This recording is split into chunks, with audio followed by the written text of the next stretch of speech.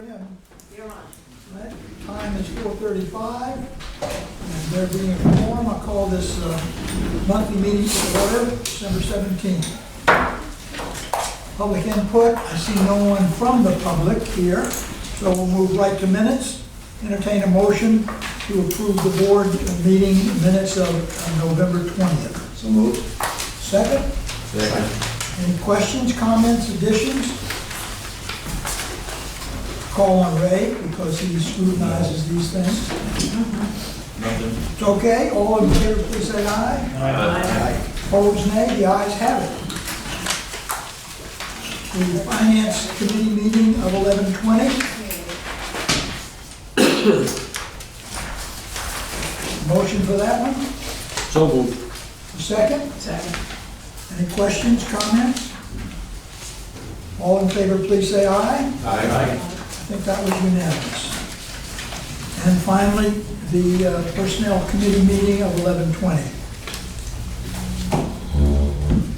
Motion to accept. Second. Comments, questions? All in favor, please say aye. Aye. It is done.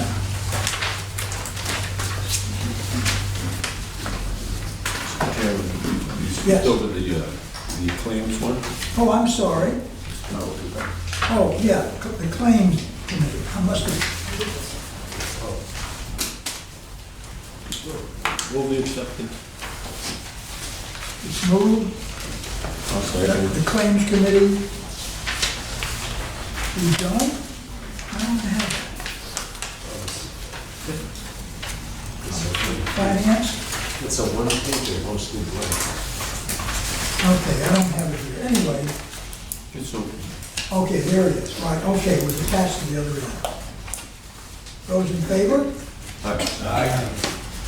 Committee meeting to be held next month. So we actually have to have minutes of that? Nothing happened. Of the what? Oh, it was scheduled, Okay, so it Okay. just postponed it to next month. all right, all right. Executive Director's Report, number 4. Okay, most outstanding issue is Providence did file for water rate increases. A considerable amount for wholesale customers, actually. Generally, the wholesale customers are charged much less than the retail customers.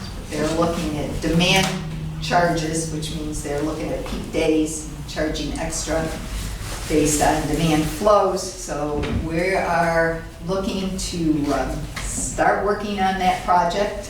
Joe will be filing, or did just file an intervention with the PUC. We will be looking to hire a financial consultant to help us go through the particulars of the rate filing. It's about 2 inches thick. We're also looking at having other entities join us in hopefully the legal and the financial costs. East Providence has said they were looking to intervene as well. Kent County usually goes their own way, but there will be a few other wholesale utilities, I'm sure, involved in this one. Do we usually intervene? We do. Yeah, yeah. We've intervened in every single one since I've been here. And the last big one, Yeah. 30-something%. Yeah. And so, man, how did it come out? 8? Forget how it came out. Came out better than, Came out better than it would have if we didn't intervene. much better, much Yeah. And better. then we did have one previous that was in, I believe it was 18%, we got it down to 2. Not to say that we'll be as successful this time. There were a number of things that they were counting that we got thrown out, as far as, especially the size of some of the water mains that they were using to count as wholesale customers.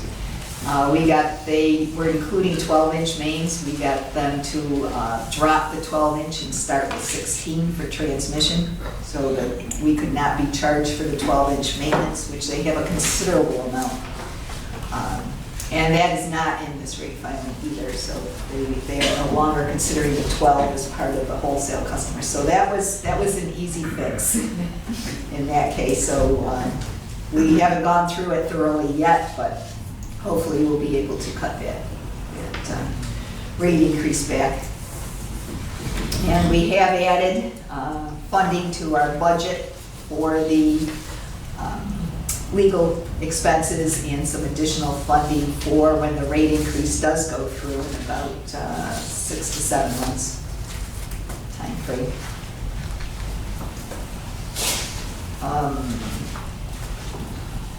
Pawtucket Pipeline Project, we have a separate agenda item, but mainly I was going to talk about the financing for that. We did apply for WIFIA.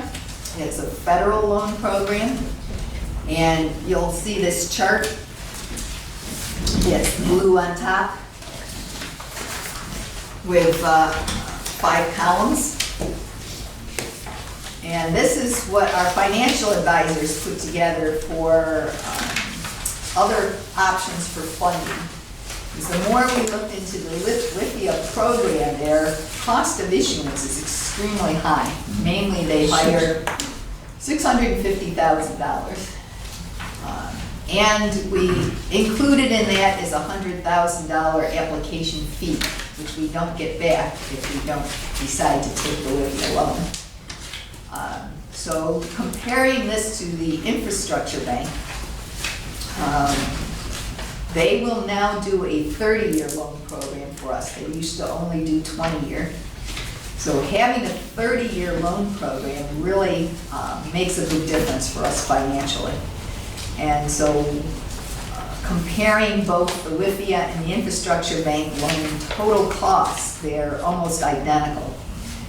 Whereas you're paying a little bit more for the infrastructure bank loan and debt service, but it's actually 30 years versus the calculated 35 years for the WIFIA loan. So we're probably going to be recommending the infrastructure bank loan to move forward with the financing. The WIFIA is going to be it's a very complicated application process. We did vote some funds for some assistance on that, but that even just adds to the expense. So at this time, I don't really see a lot of benefits with going with the WIFIA. So we're meeting with the financial advisors right after the holidays to make a final decision and recommendation to the board is how we're going to move forward with this. But it does seem obvious the infrastructure bank loan, perhaps even with a mix with a direct bank placement for a 20-year program, might be beneficial for us. Most likely East Providence would go with an infrastructure bank loan. I know with looking at us right now, our debt service is fairly low, so it might be worth it to us to spend a little more upfront to reduce the payments in the longer term as we're doing more bonding, as we're moving forward with our distribution projects. So this is something we're evaluating. Mark and I and our financial consultants is what might be the best plan to go forward. Meanwhile, we have met with East Providence. They are looking to move forward with this. Our engineer, Beta Engineering, is putting together the proposal for the cost for starting the water quality studies. And they said they would go in with us on that. Again, this is nothing in writing yet, but it does appear that they're getting anxious to move forward as well. And when that also, for the 2 or 3 areas that are difficult to go through, and there was going to be extra study to figure out which was the smartest way to go. Definitely. And they so said they're they would- looking at that. They're preparing a updated engineering plan and proposal, and they'll submit that to us and to East Providence. And East Providence is, at this point, indicating they'd be willing to pay for half. Nothing in writing yet. As I said, nothing guaranteed, but that's the direction we see it moving in. Do you see any problem when you're talking about engineering between the two, Bristol County Water Authority and City of East Providence on engineering Well, for the project? we hired an independent engineer. They're talking about hiring an engineer to review our phase 1, just to double check what we have done. But we're very pleased with the engineering firm that we have and have expressed that. So if they want a backup to looking at something else, that certainly they're welcome to do that on their Who is Their it for cost. phase one? Pardon me? Who is it for phase one? Beta. And we actually did award the contract for phase 1 and phase 2 to Beta. So we wanted continuance, and a lot of what they've learned in the studies for phase 1, they can apply to phase 2. Mainly the difficulty of working in some of these areas. And as we've mentioned before, there are high traffic, there are extreme number of utilities in the road. Some of the work's gonna have to be done at night. We're gonna have to go 10 feet deep to get under the utilities. And there are, going on phase 2, there's 3 very problematic crossings that we would have to make. It may end up being directional drill, like we did over here on Child Street. So, The railroad and 195, and I forget the other one. River. So there's, yeah, they're gonna be tricky, and they will be costly. And I gave out the handout, which is their estimate at this point in time for construction costs. It's the one with yellow lines on it.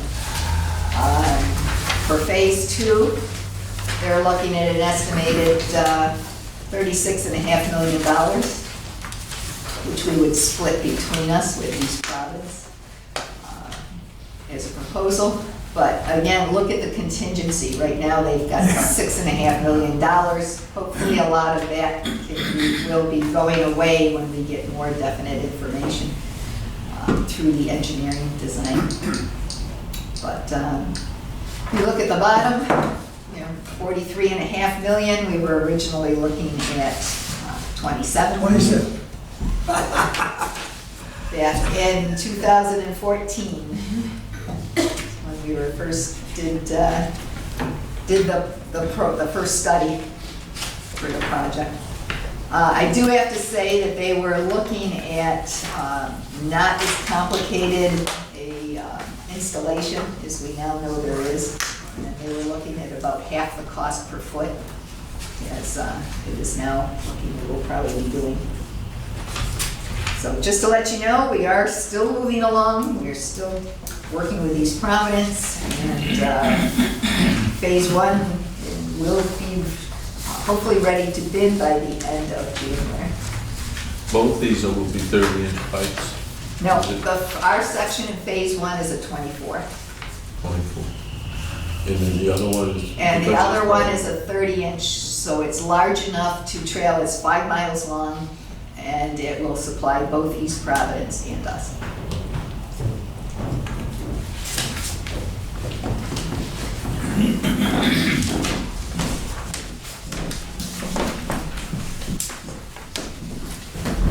Oh, and as far as the dam removals, we had a good meeting today with Save the Bay and Power Engineering on looking at where we want to move going forward. Obviously, we're moving forward with removing the upper dam, but they just completed the studies, preliminary studies on removing the lower dam. They're, generally, they did soil testing. Most of it looks pretty good, although we do have some copper. And we have used copper in the reservoir in the past to control algae, so that's not surprising. It may need to be remediated, or it could be stabilized in place. That's something they'll have to go forward with to study. But the major issue is there are about 15 people on water wells along the Kickamuit that could be affected if we lower the water level by breaching this lower dam. And so they've been getting the information on those wells, and we're looking to maybe get a little more information, get the residents involved once we move forward with the lower dam. But we may have to look at replacing some of those wells. To study an individual well is about $10,000. To replace the well is about $10,000. That might be something we may need to look at as we move along. There's probably 5 that would only be affected that are really close to the water. that we may need to get involved with. Well, you could move them We would drill a Further deeper away. well, further away from the, if we can, yeah. But that's why we're looking at meeting with the Rhode Island DOT to determine what they're going to do specifically with Schoolhouse Road.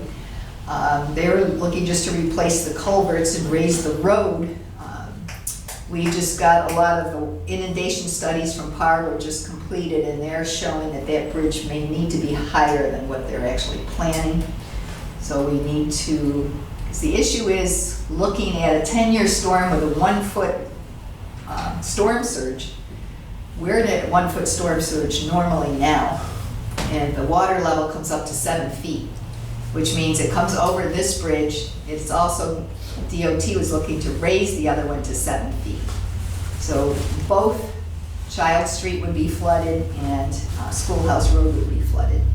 So now you're restricting emergency transportation from the west side of Warren to the east side of Warren.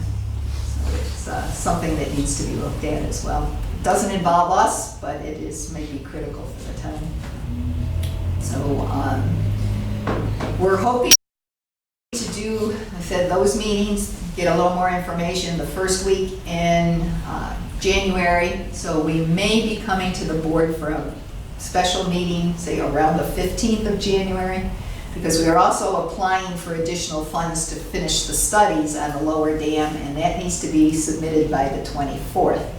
So in order to complete that, we would need board approval the week before for the funding for the next portion of the study. So we can tell the, we can meet the grantor partway with funding. So this is looking at pretty much what we did with the upper dam, the same situation. Generally, they looking at moving the upper and the lower dam alleviates surcharge flooding over the next 10 years. Looking even at major storm events with, we do 3-foot surges. It's still, taking the dams out helps more than it hinders flooding situations. So we had some of the residents were concerned that the dams would help form a barrier to the water moving upstream. They do not, because they're not high enough. But what happens then, they trap water from being able to move back out again. So it actually increases the amount of flooding. So we can show a definite benefit to removing both dams. Pam, on page 2, you have possible January 9th meeting for a public hearing. Is that not possible? We were thinking of that because Alan is going to be leaving on the 14th. It's possible if the board would like to do it then. The only issue is we have to advertise during the holidays for the meeting. And we've been accused in the past by customers of sneaking in rate increases. Especially if this one's going to be a little more substantial, which it could be, it might be worthwhile to allow a little more time going to the end of the month. But that's just my recommendation. It's up to the board what you prefer to do.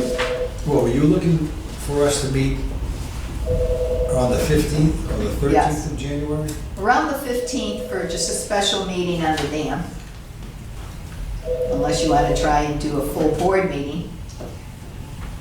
Why wouldn't we combine them? Yeah, and maybe something like the 11th or 12th, depending where it falls, so that there'd be enough time to advertise. And, We have to advertise 10 days in advance for the rate hearing. all right. So if we advertised on The first week in January. or January 2nd, January 3rd? Right, it'd be after the holidays. And it's not 10 working days, it's 10 calendar days, so Okay. So, that would work as well. okay. Alan, any thoughts on that? So we'd have as many folks here. I was looking at the 15th, it's a Wednesday, depending on how we can make it, because I know Thursday, Yep. I know Tom can't make it. Okay. And we'll be short Alan, so we want to have, obviously, as many board members as possible. Did you want to do a doodle or whatever you call that? Yeah. Let's see. Yeah, that might be practical. Because if it, Wednesday doesn't work, we could always go back to the 23rd, which is the Thursday. Yeah.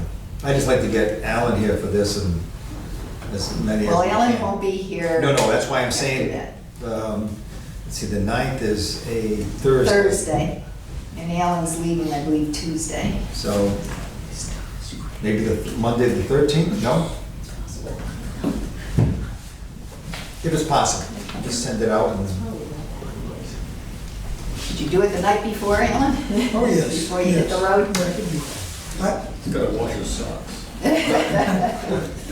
You know, just plan, do the doodle, see if there's enough people. Okay, Because yeah. if somebody else can't No sense come, going crazy. then that, you know, Sure. that defeats it anyway. okay.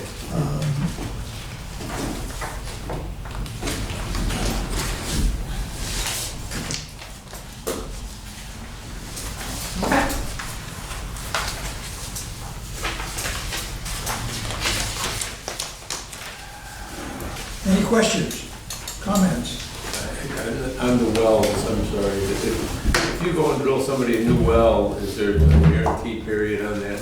Because I mean, the people that lost their wells down on the King over the past several years and stuff, that's, although you don't have any problems with that. There's no guarantee on a well, what I look. No, but there's quite a few of them around there, and the deep wells are drilled through the bedrock. So they're down below, they're about over 200 feet deep. So they're way below the, But wouldn't you want to match what they have today, or are you gonna go for the?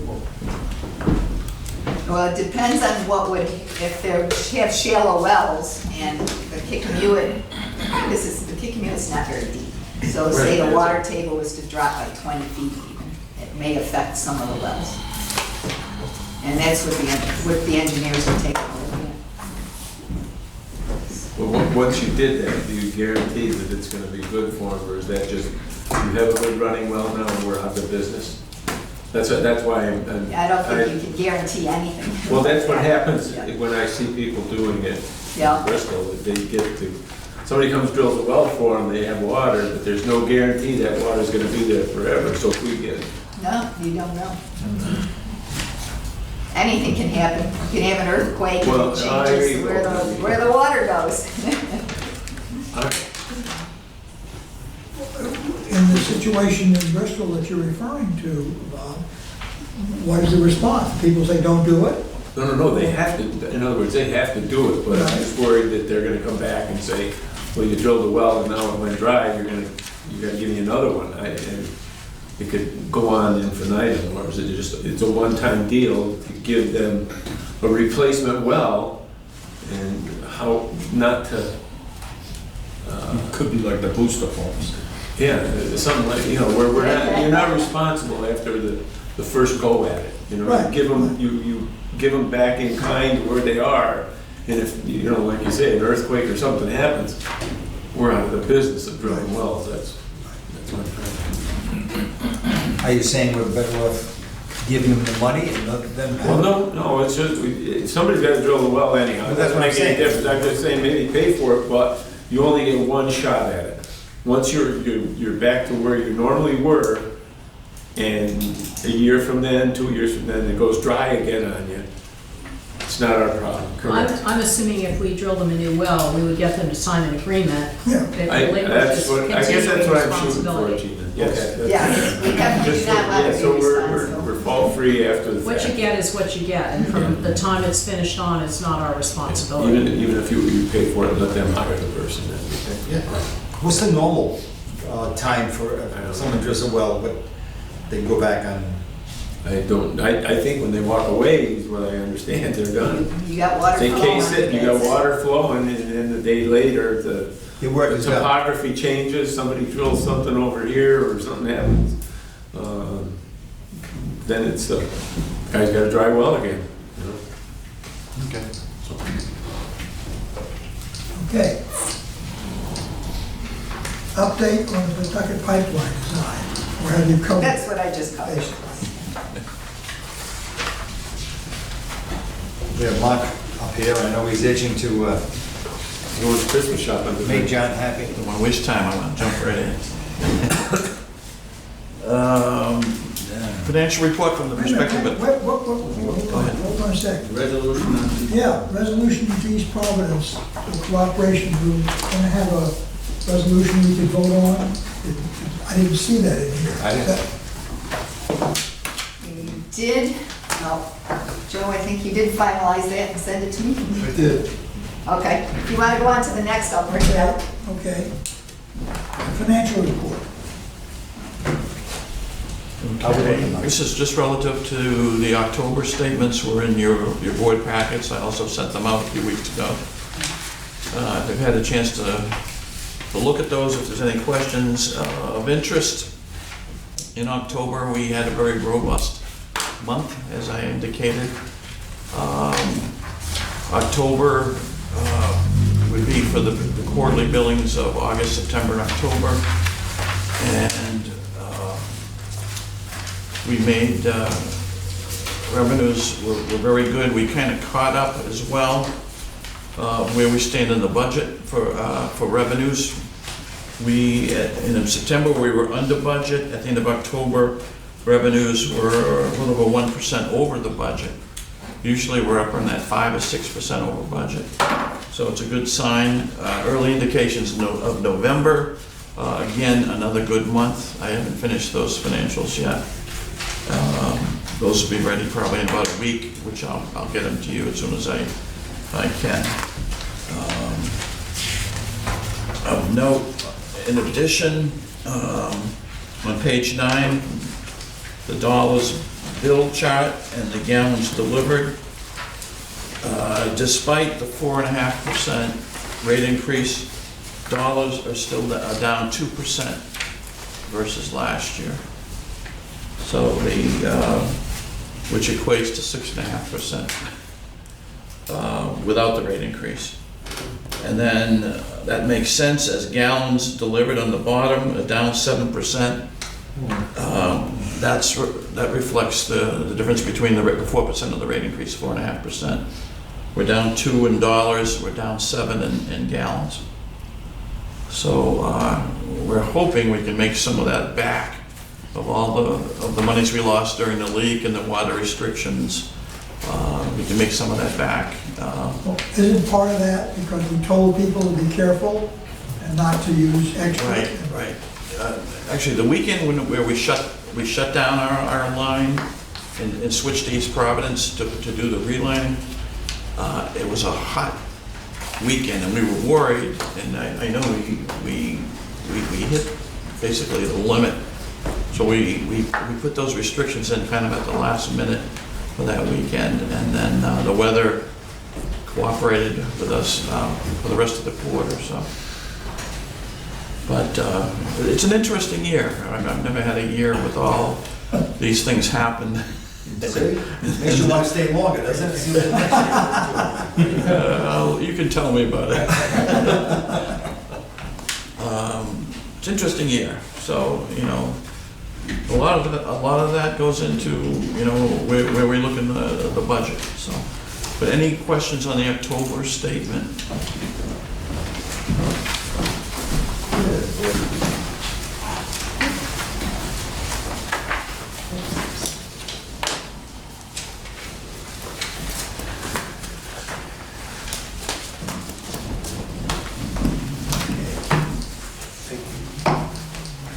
Capital budget, excuse me, you're all set. So it's the Finance Claims Committee.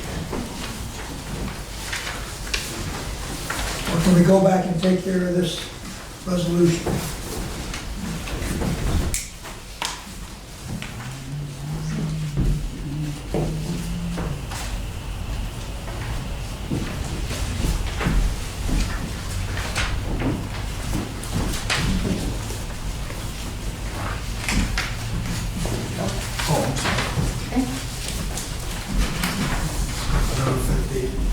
I didn't know if that date was correct. That's why I was having. Oh, I just figured we would, yes, it was. Yeah, okay. It's in April. Oops. Move to approve the resolution. Is there a second? Second. Any comment or question? I have one. My name has two L's, but we can fix that. You like it? That's all right. Any That's comment? the two Ps. Yeah, that too. Is this going to the city council? Did the city council have anything to do? No, other than we met with them the day before the leak to talk about the pipeline for phase 2. But this was mostly the administration department. We could CC the city council.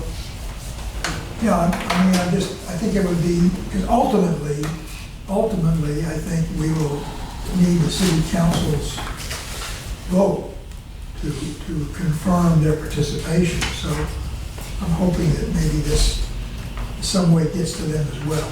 I'm wondering if we should also do a press release for East Providence newspaper expressing our appreciation for their cooperation. That's a good idea. Anyway, any further comment or question? All in favor, please say aye. Aye. It is unanimous. All right, so as soon as that's fixed, we'll sign that and get it off.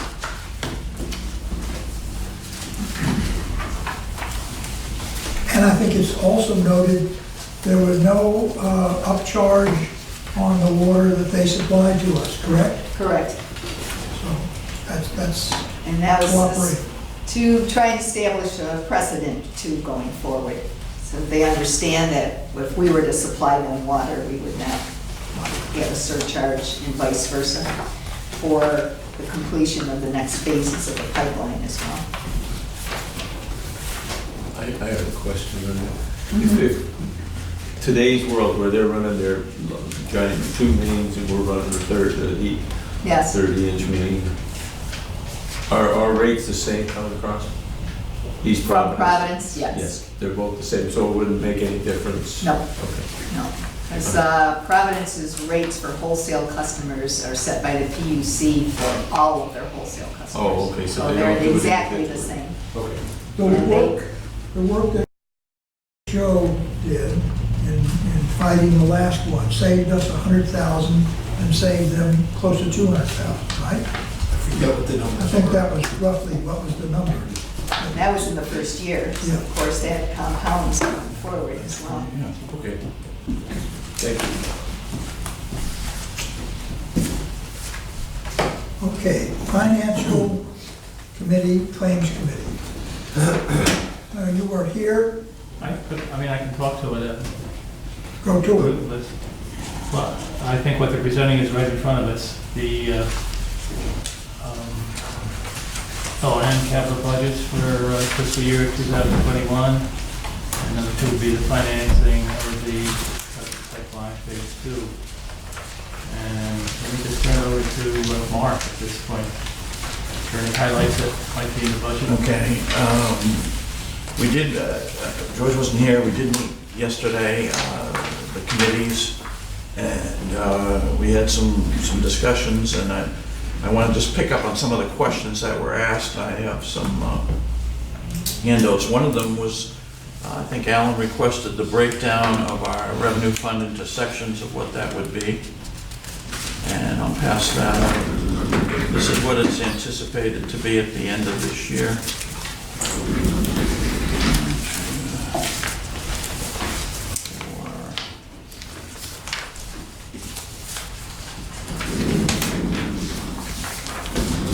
Once you get them, I can.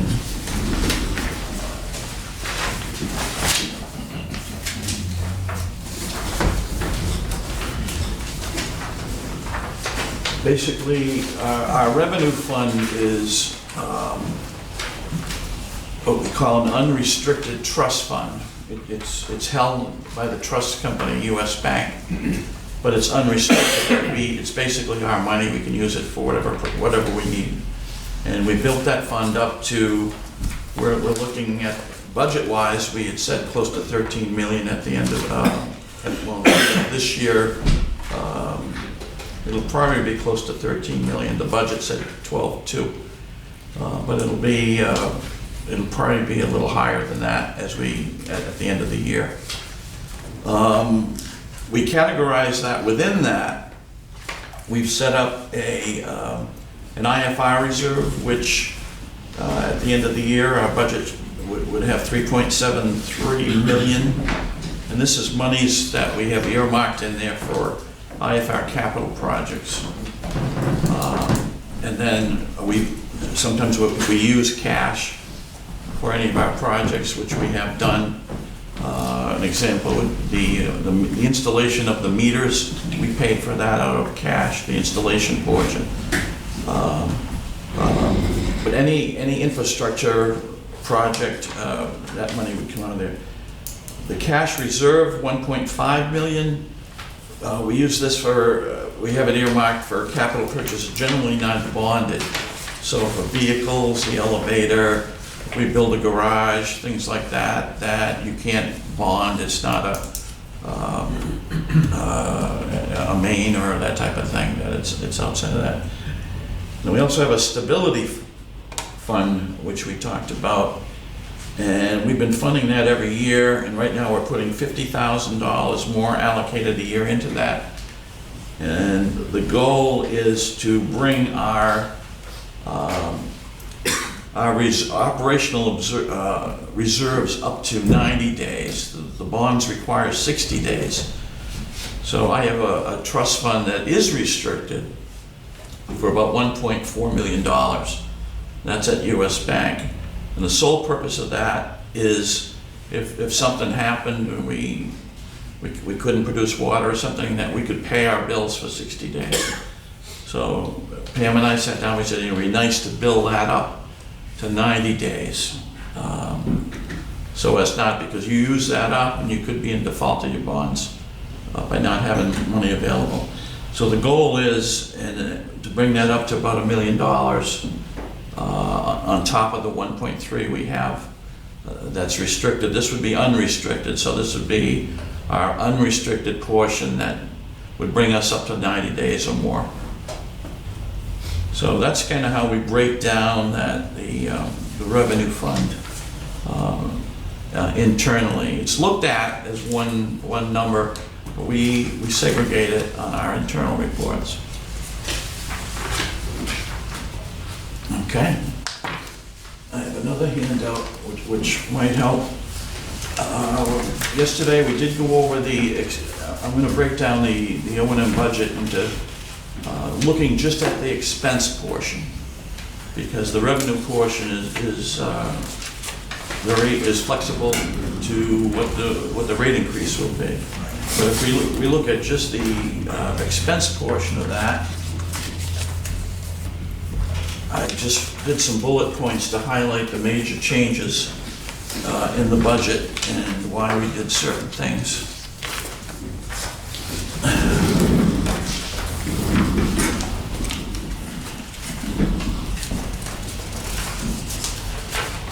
So I'll go, as we go through I think we're pretty close looking at the expense portion of the budget. But just to highlight some of the things that are built in there. Number one, the budget reflects the loss of $360,000 in public fire protection is offset by us a reduction in our pilot taxes of $390. So it hurt our revenue, but it also helped our expenses, that change. We budgeted our insurance for 10% higher than last year. We don't know where that's going to go. We don't get our rates till usually a week before March 1st. Towards the end of February, they basically send out to all different companies. We get the bids in. An interesting note today, I'll bring up, Pam might bring it up, but we had another check from Gladfelter today for $26,000.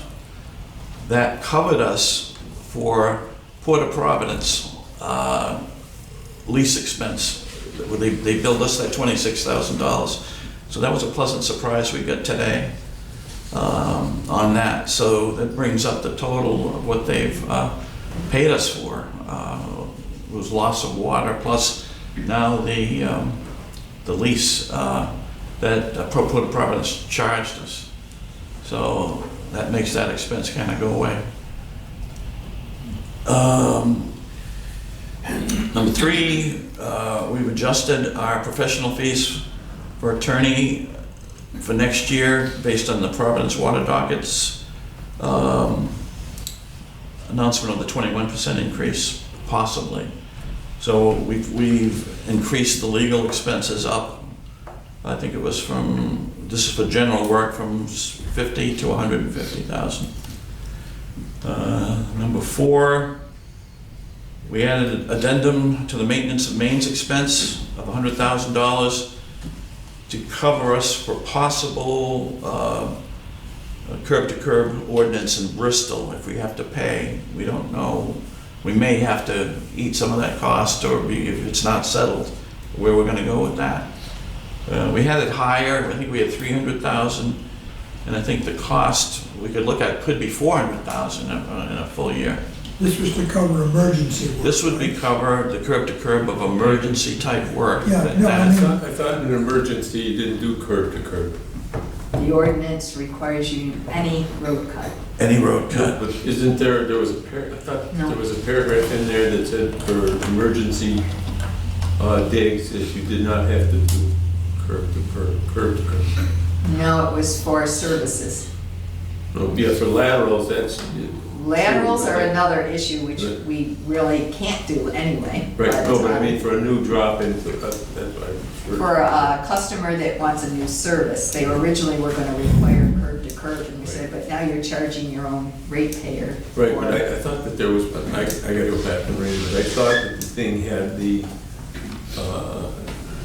caveat in there for emergency services, an emergency dig that didn't require the curb to go back. Don't we have a letter we're gonna talk about later on that goes to them? Yes. So I didn't bring it with Actually, me I have again. it. we'll go over that.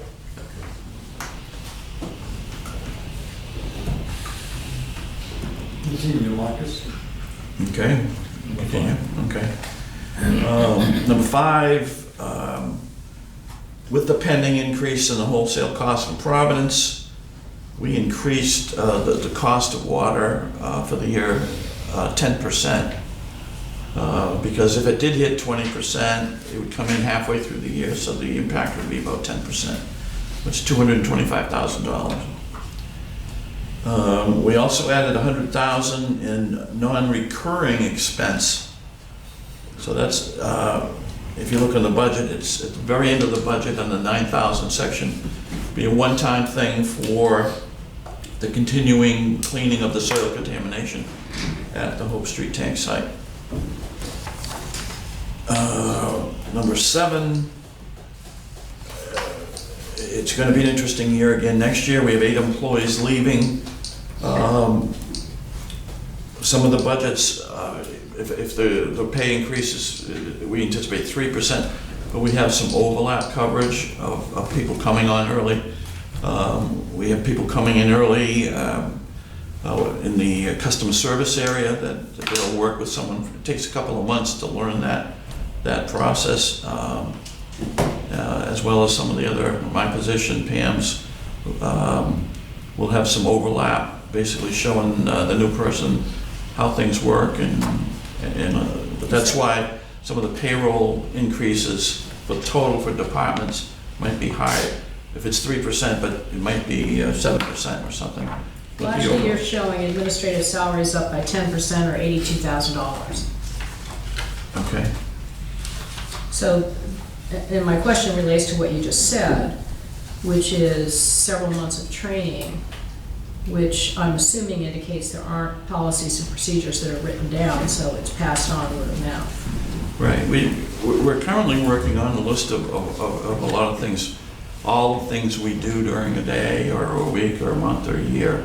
But it's different there's so many things that happen that you have to deal with. My replacement is going to decide whether he works with all of my files or created his own or her own or whatever. But It's not, I've never read. In most organizations, you have policies and procedures that are reviewed by management, presented to the board and approved, so it's not ad hoc. No, but detailed specifics of how you do a lot. The best way to learn it, any job I've ever taken, no one handed me walking in and said, here's how you do it. It's, you go in, you're now the controller, you're now the VP of Finance, and you walk in and you adapt your way of doing things to the need. But there's so many things here that take a long time to learn.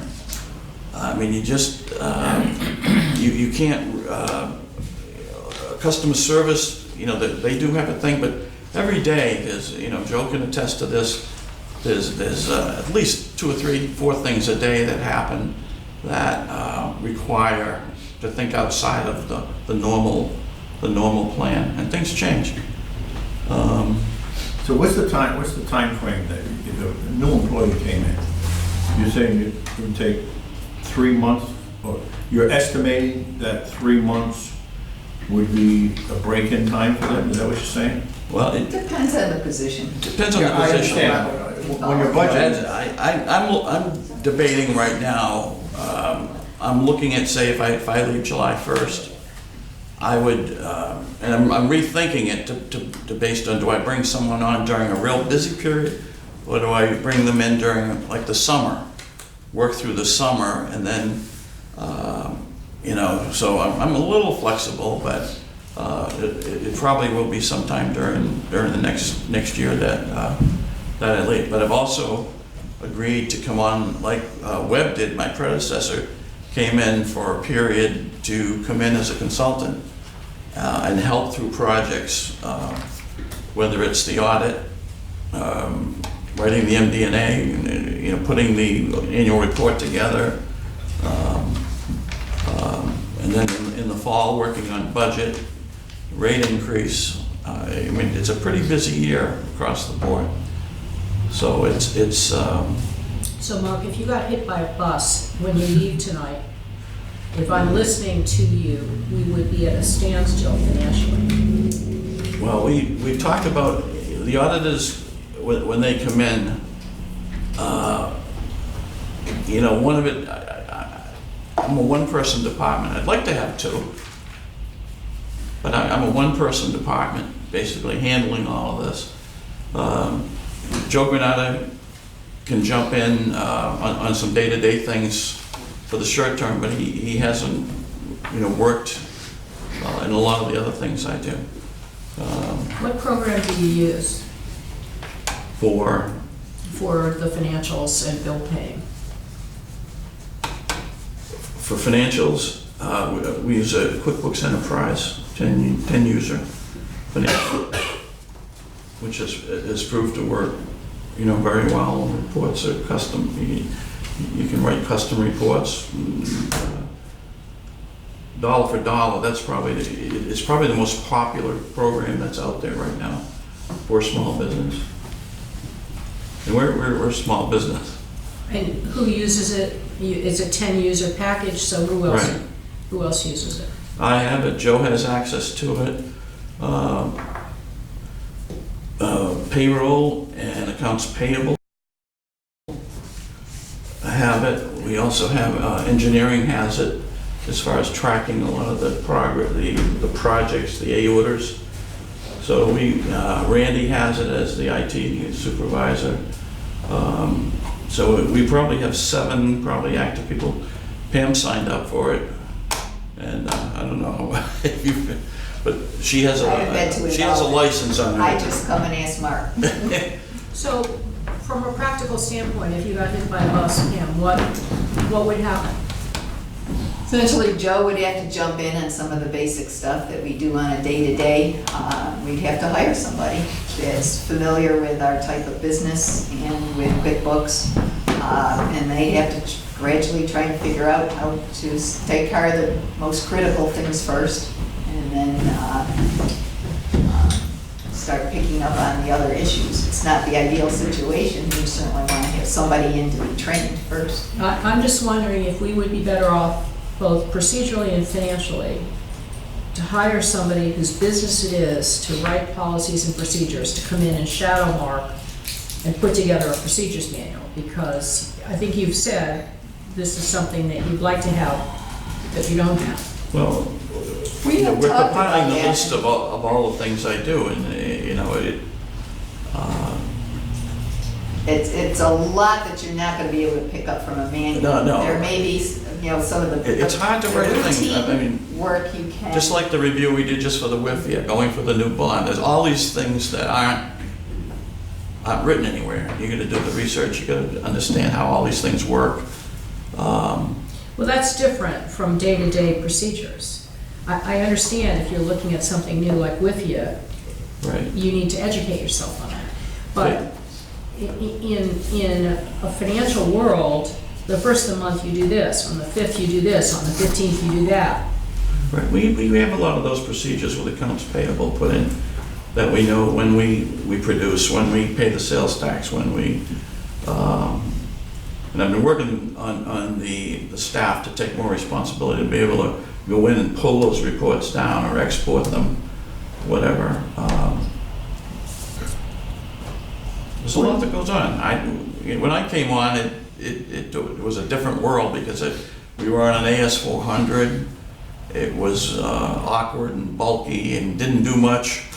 And Wouldn't our auditing firm, if we called on them, I mean, there are people there who have become familiar with what they do. I think one of the first, if and when I get hit by a bus, and I'd like to advance notice if I could.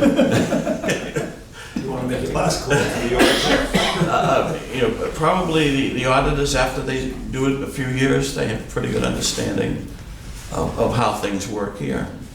One of their things they give us a pass on is, not that I'm very careful now, is that staff will attest that I'm the guy that signs the checks, so I'm not the guy that proves too much.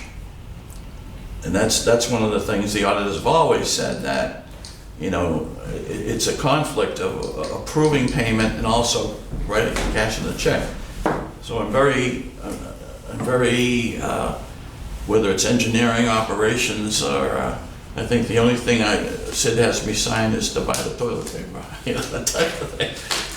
When we do the small things. But anything, I make sure if it's an operational expense or if it's administrative expense, Pam signs off on it. The operational manager signs off. So we don't get into a conflict. And that's one of the things you ought to just look at, that but they give you a pass because small companies get a pass sometimes. There's things that I do, like all my journal entries that I do, okay, for things such as recurring entries that happen every month, accruals that I charge for depreciation. I set those all up for the year and they all automatically post. I do all the fixed asset entries and depreciation calculations. So a lot of those that, they review all that, what I do, but, the main thing is that I'm not on both sides so I try to maintain my discretion to just signing the checks, in all the bank statements. And I do use the accounting department to do a draft of the bank statements, and rather than me doing, that's another thing that some of them get very complex because of the credit card monies don't match you have to kind of do it through the back end. Let me ask you a question. Is there a drop dead list that you have that if someone came in, there are like deadlines and certain things that have to be done by certain times? I think, I don't know if that's where Gina was going, but this is what's going through my mind. Right. Is there certain things, bills, whatever has to be done? Is there a list of those things? We that have someone that can pretty much look at? built in, and I'll tell you what I have Dolores and Donna do for me. Sometimes if I'm caught up busy, I'll give you an example. Last Friday, I usually move money into cover accounts payable of Thursday. Kind of at the last minute, I took Friday off and I never made the transfer. First thing I come in Monday morning, and I always have them watch the account. I said, sometimes I forget. If I get caught up, I might go home without wiring the money into the checking account. And I walked in Monday morning and Dolores was right there. What, the money, you didn't do it. And I swear I did it in my head, but I didn't. I went back. And, you know, but I have them watching. I have them watching Walked into that one. you know, again, all the users can see all the balances in the accounts, and Dolores always hits me. She'll come in and go, the money, the money. So if it's a negative amount, I know that I haven't put it in yet. So I do have them watching me. You know, when sales tax has to be paid on the 15th of the month through the state, if I haven't given it to her by the 12th, she's on my You have a case. schedule. You have a If we schedule. haven't made the payment to the Washington Trust for the pension for the monthly, that's all on calendars that they have set up. Okay. And I remind them, they remind me sometimes of things. It would also almost seem that the perfect first task for the new person in doing the tailing of you or whatever it is. Well, I think the best- is to make these lists of what goes on and so forth. Because I've seen it done in many. I've said to Alan, I agencies where said, the best way to learn my job is to work with me. And then I've already asked Randy to set up another computer in my office that will mirror, and then I can say, here's what you do. Do you know how to do this? Then I watch them do it, or I critique them, and then once they learning through doing it versus reading it, I've learned over the years works 100% better. So it's going to be, you know. But then I've also agreed to be available for at least a year to come in, probably when we're starting a budget, when we're starting an audit, to make sure that they've got everything covered. We don't want to. Okay. I think we got it. Gina You got Potter, do you have any more questions? We good there? Okay, let's keep All going. right, and then number 8 on that list was just overall, a lot of these things impacted it. The budget went up 4.73% from 8.5 to 8.9 million. So that's, One of the things that I mentioned yesterday was the OPEB trust funding for the year 2021. You're projecting at 125,000, which is a 66% increase over this year. And the retiree health dental plan rather is up almost 16%, from 99,000 to 115,000. we have in the budget, we have more people being in that retirement status. The 8 people that will be joining in the ranks of the retirees. That's why that went up. But if there's any other, you know, that's the expense portion of the budget. I think we've gone through it. I think, George, we had a chance to spend some time going through it in detail a few weeks ago, and I think last night.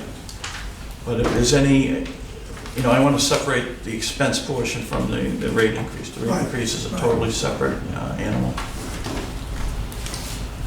I recall from yesterday's meeting that all the questions about the changes in the budget were answered.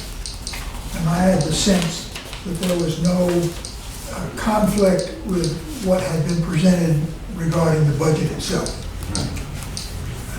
I think the answer, unless anybody had a different feel for that. I think the 8.9 million covers us for things that might not ever happen. The ordinance, the increase in the water. But if you don't put it in there, you can get yourself. Right. It's a conservative budget. So we're trying to put those in to make sure that we have those items covered as needed, so. And the paving could swing higher. Pardon? The paving in Bristol, I mean, that could be a much higher number.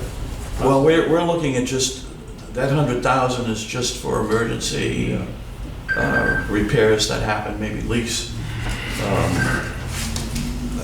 I think, again, I think we'll wait and see if we come to terms with Bristol or how we deal with that as a company and how the impact on the other two towns. Yeah, that's on the budget, I mean, that's on the agenda tonight, George, Yeah. Right. so. We'll get that. I mean, I'm just trying to put something in there to cover a possible expense. Well, my guess is, for example, if that situation was resolved, okay, between now and the time you voted on the budget, you'd make an adjustment to the budget. That's all. Okay? Any other questions? Okay, that's the expense portion. Yeah, go ahead. If we want to move into, we had Well, that's some the discussion capital yesterday about, you want to go into the capital before we get to the Well, rate? we're looking, I believe the committee voted to move approval for the operations budget, for the expense, and also the capital budget. So I think everyone's seen the capital budget. I don't know if I need to go through it, unless you have any questions. This is the budget for fiscal year 2021. I had also provided in 10-year budget. It shows where expenses are going moving forward. Question? Yes. I like what you provided, the 10-year capital plan. I like what you provided, and it's always nice, I think, when a public agency sees the bottom line going down over a period of time. In the first 5 years, we got like 14 million, 4 million, 11 million, 8.5, 9. We've got 46 million over that for a 5-year period of time. And the next 5-year period of time, we get virtually half that. Sounds really great because I guess we're going to be giving money back in the future. But where I'm going with this is I see that big change from 46 million, who knows what will happen 6 years from now. But I see that big change from 46 million down to 22 million, and I think back about the issue of the unmet needs and that we have in the system, and it's going to take us 50 years to address everything in the water system. And I think, well, there certainly looks like an opportunity in 2026, where all of a sudden our capital expenses are dropping way down, that maybe we should plan that in 2026, we're going to start to accelerate our water pipe repair. Okay, one of the reasons that in the second 5-year span that it goes down is we're basically at the top of our debt service. Right. Okay, and in that phase 2 of the program to get Pawtucket has a lot of those expenses in years 2, 3, 4, and 5. So there's a lot of bonding, heavy bonding in those first 5 years. Right. And then we're up around the $6 million debt service mark, which we have to ride that a bit in that second. So we're not anticipating another pipeline of a $30 or $40 million. Hopefully, so But there is a period of. We've gone from a $46 million capital improvement over a 5-year period of time. And yeah, I know it's being paid for Right. over a longer period of time.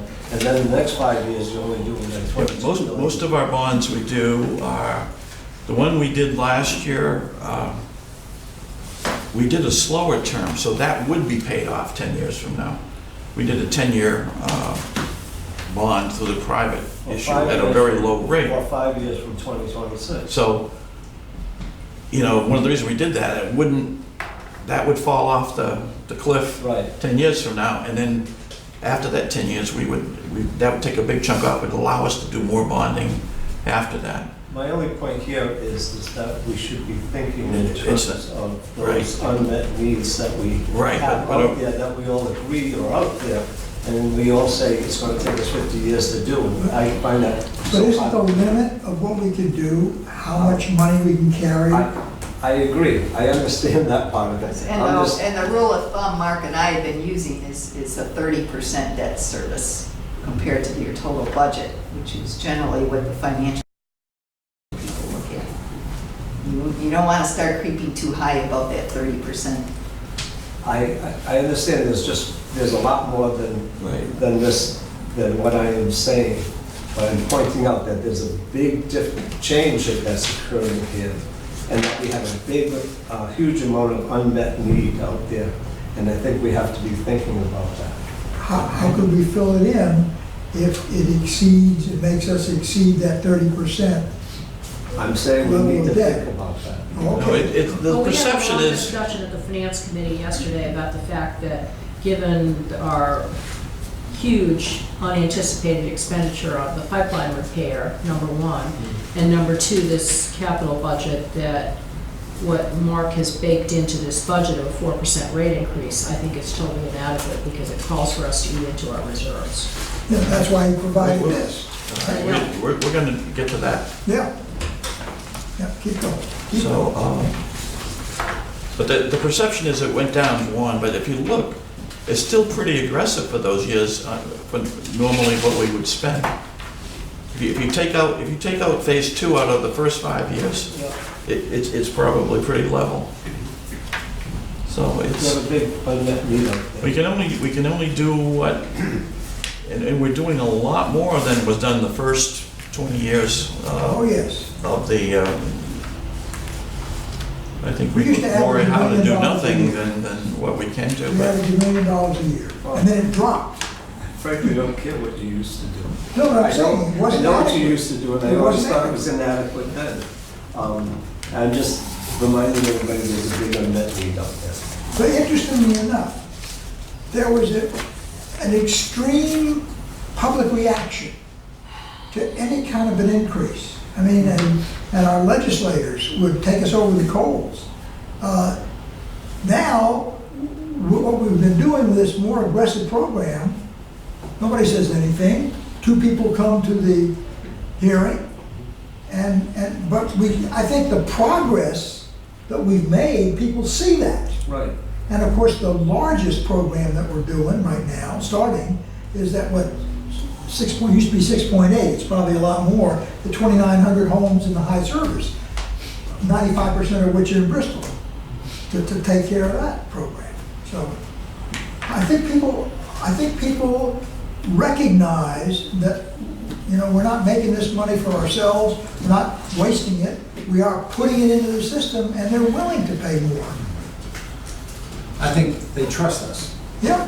Where 5 years ago and back, the board didn't have that. I think you're Public right. saw us as someone, the same old, good old boys or good old girls, whatever, from Sandy Mac on down, they've been running it from day one and whatever was going on. And there were times when the rate increase was enormous and certain groups got together and said, we can't put up with this, we're not gonna pay this because we don't see anything that we're getting for the rate increase. There was no work being done. Yeah, and that's why we for asked infrastructure. for this, because it's gonna impact going higher than 4%. I think versus when 9, 10 years ago, when I started, I think nationally and locally, the awareness of clean water, that people understand that they have the cost of doing all this. And, California and Michigan, they all realize that, people sat on their hands for too long and now we gotta so I think it's more accepted that it's not being wasted. All right. Did you want to move on to? So are there any more questions on operations or capital? We need a vote. Sounds good.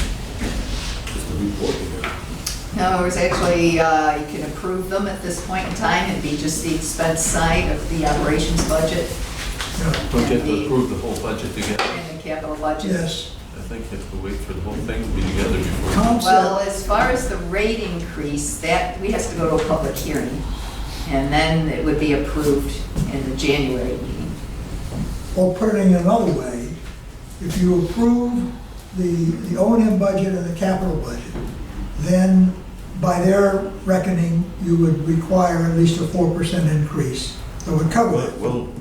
Well, without doing a rate increase, we would have to delve into the reserve Right. funds. So it's possible, but it would, to go without a rate increase, but you'd be using your reserves. But you would, if you put a 4%, that would cover Right. the budget. If we did a 4%, but. And if you go higher, then that gives us more flexibility with other I mean, areas. every year, we always have a discussion with the Right. board on last year, they went higher than and the 4% we put in, I need to put something in there, I call it a placeholder. Put it in the budget, and then it's open for discussion, and the impact of that 4 versus other rates. And, Well, am I right, the 4% that you plugged in here calls for net income after debt service that's negative for 4 years and eats $1.3 million of our reserves? Yeah. right, I am totally opposed to that. okay, and I agree with you. That's why That you have this it other. depends how the board wants to attack this. And I took Gina's recommendation, and I have a detailed analysis that I threw up on the wall yesterday that has 50 lines of code on it. I've taken it down, it's down to about, I've got it down to like 10. It just shows the impact of without all the other things. Well, hold a second. Let's not get ahead of ourselves. We've got the capital budget and the O&M budget. So that, people at this point say they understand it, questions have been answered. Can we get a vote approving that? And then we will have to do another vote later at a public hearing to set the rate increase to cover, at least to cover that, and anything else you want to do. If you go higher than what it takes to cover that. That'd be fine. I was only stating that I preferred to, when I get a budget, the ops and the capital as well as the rates and so on and so forth are all given as one and The it's rate- settled at the The bottom. rate has no impact on the expenses or the capital budget. But if you don't get it or something happens in between, then you'd have to adjust all of it. Or you use the reserve funds. Yeah, but I mean, we would proceed anyway. Well, it's in here at 4%. Your reserve? No, the it's rate in- increase The is set rate at increase 4. is in the budget. But, okay. It's inadequate in my estimation, but it's in there. And that's less than last year, too.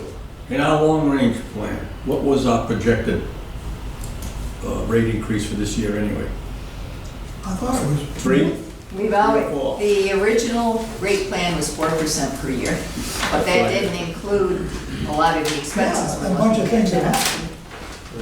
But so what's the pleasure of the board? I mean, let's not beat this to death. Or Let's we should decide refer to- either do this much of it tonight, or save it all for the public hearing and do it all at once. Somebody make a motion, and let's make a decision.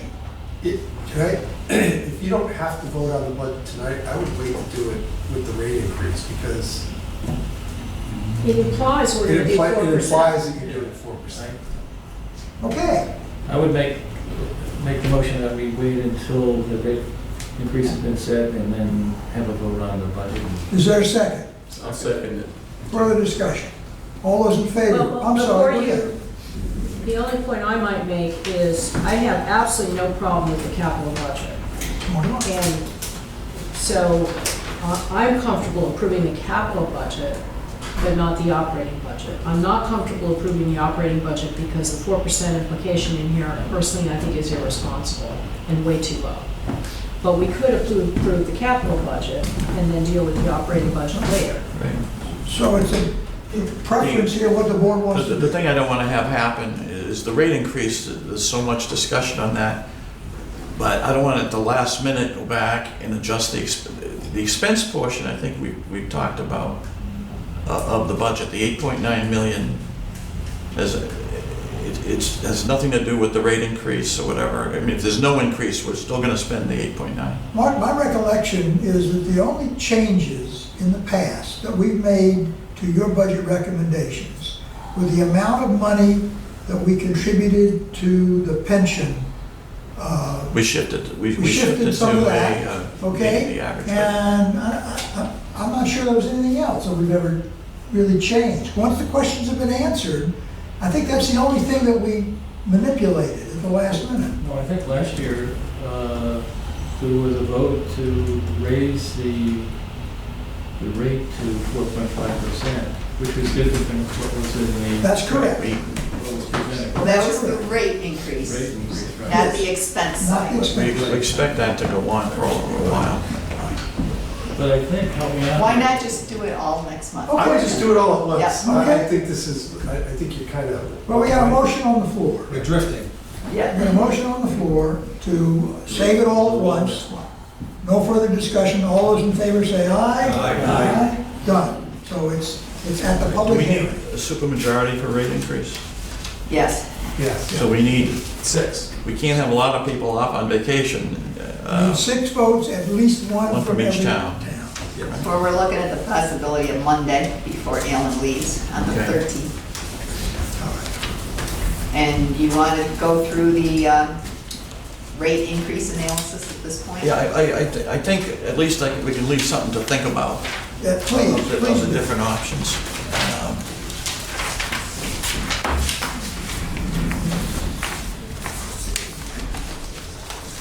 And Gina brought up some valid points yesterday, that if we're concerned about the possibility of East Providence not joining in with our deal, that we should start thinking about that, or maybe start to put away a little more money into the reserves.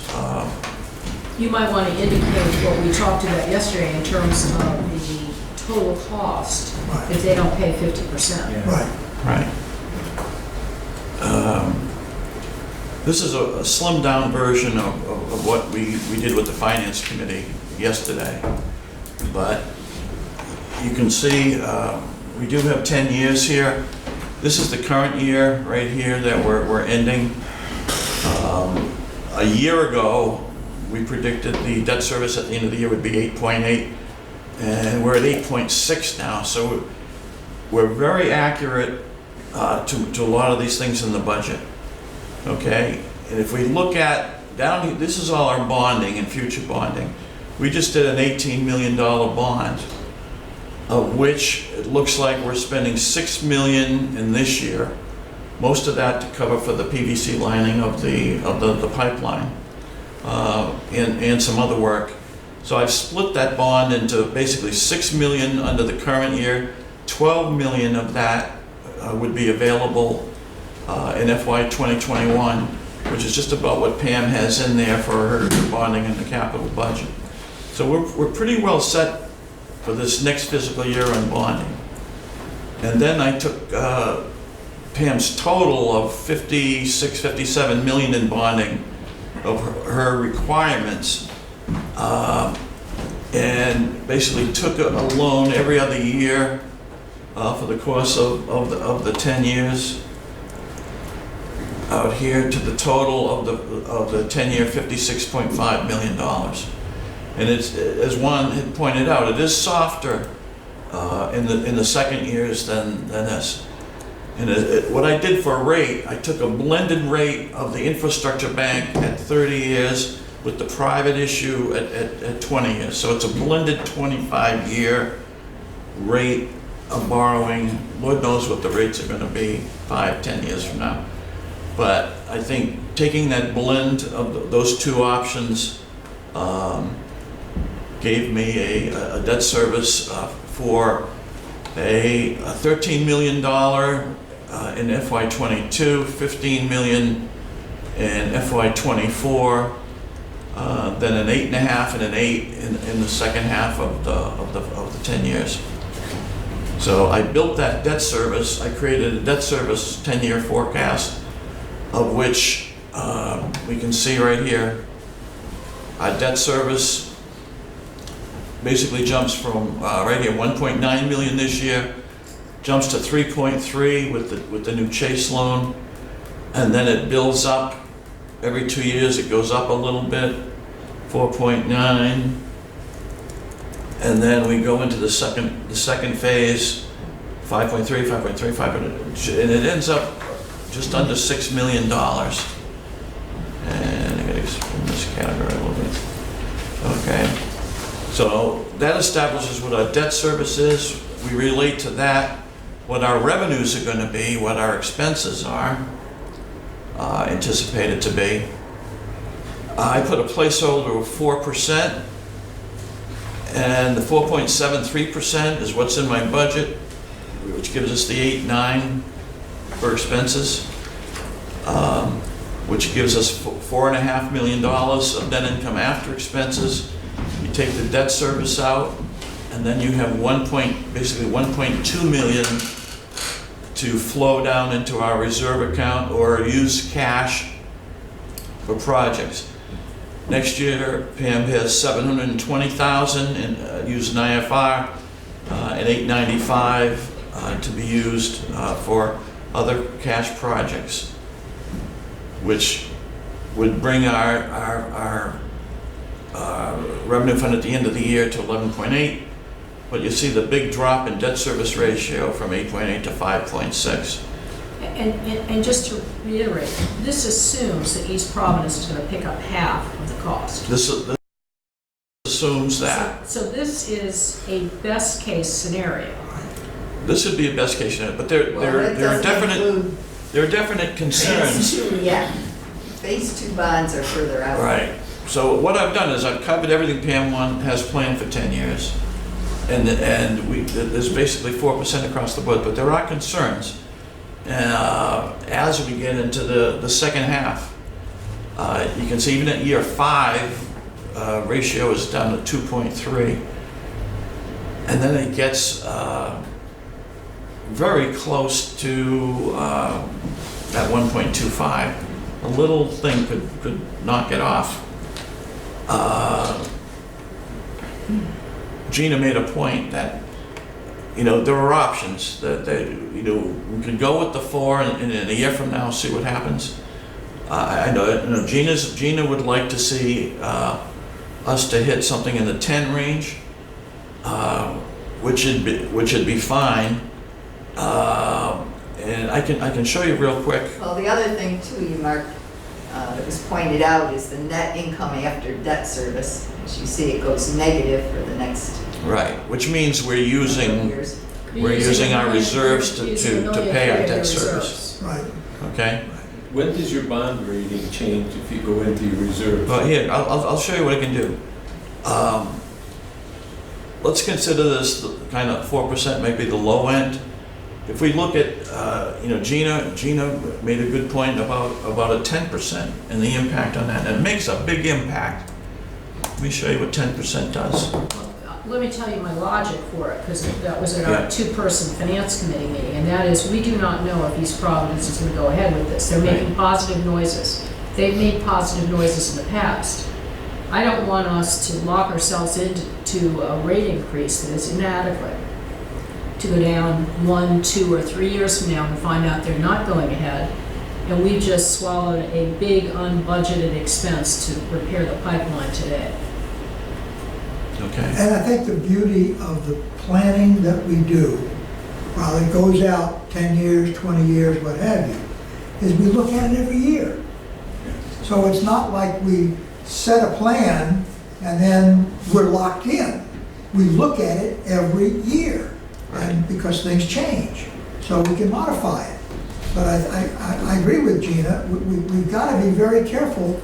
And in fact, the point that was made yesterday in that meeting was, unfortunately or fortunately, we had a $3+ million crisis. And I think that the public understands that we had to cough up that money to fix it. State didn't give us any money, the federal government didn't give us any money. And I think now is time to show, by being prudent in the past, it has paid off. I agree with her. We should go much higher than the 4%, because it is time to take advantage of the sense of the public that that they can give us some sense of trust. Well, and And we're then not we're taking preparing. advantage of the public. No. We're, Protecting them, I'm saying, I think we need to be prudent stewards of exactly, a water supply. exactly. Right. And I don't think, I remember when we did the 11%, there was quite an uproar. We filled, at the time, I think we had a lot of people overflowing in here, or I forget where, if we had it somewhere else, maybe. We had it at the cafeteria, right? We had it at 3 separate locations. Oh, the Right, cafeteria, right. that's right, Yeah. that's right. We did.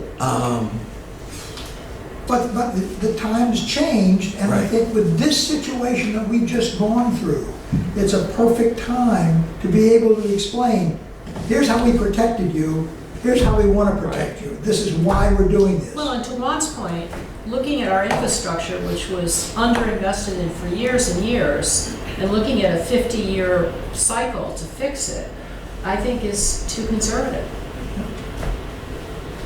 With these numbers here, is this going to go to the finance committee again? For the, Well, I think I'd like to show kind of a low end, Go ahead. let's call this the high end model. But, hitting 10%, I'll show you what it does do.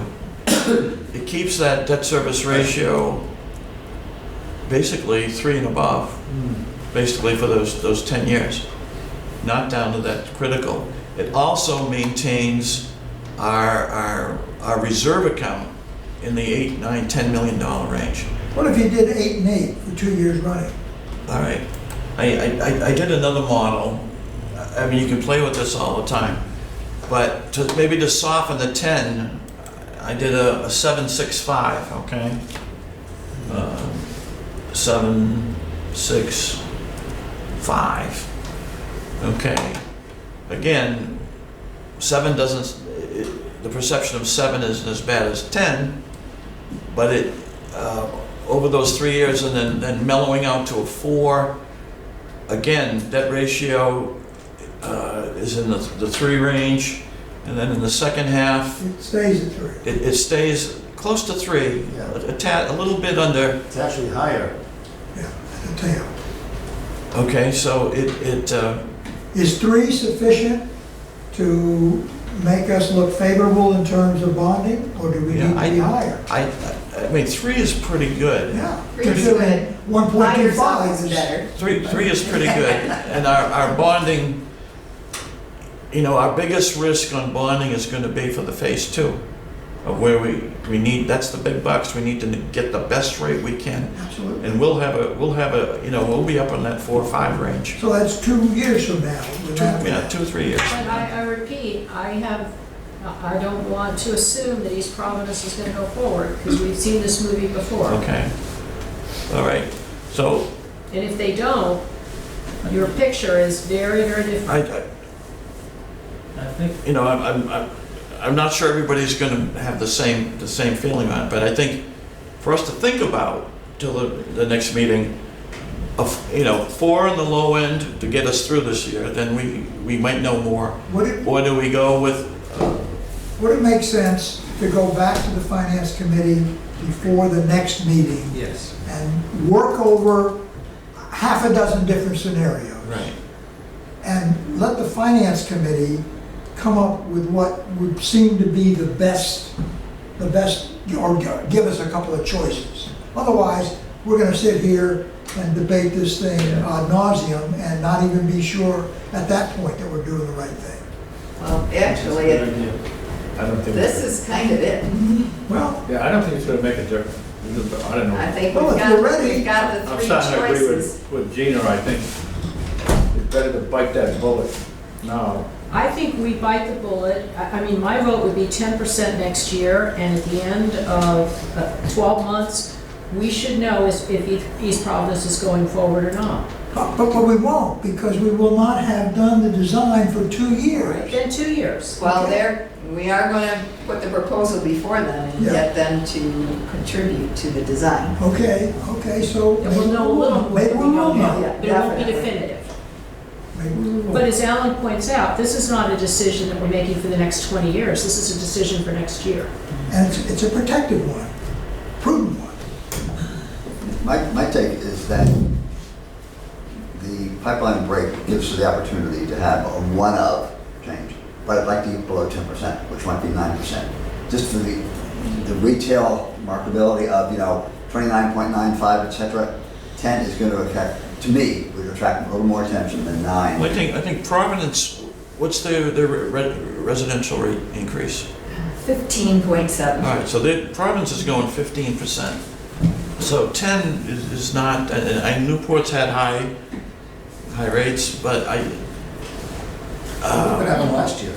Right. Last year, the finance recommended one, and we went above that. Yes, So anytime the finance makes a recommendation, it's not embedded in stone.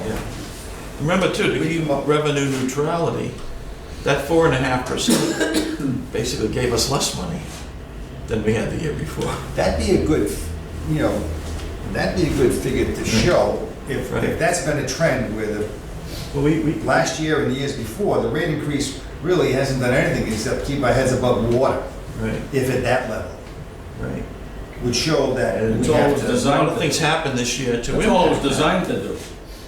if it keeps our heads above water and we're water, what does the sewer company say with the rate increase? We can always, if we, So, sorry. I mean, I'd love to have 10%, You can be. It's still Problem if you go under now.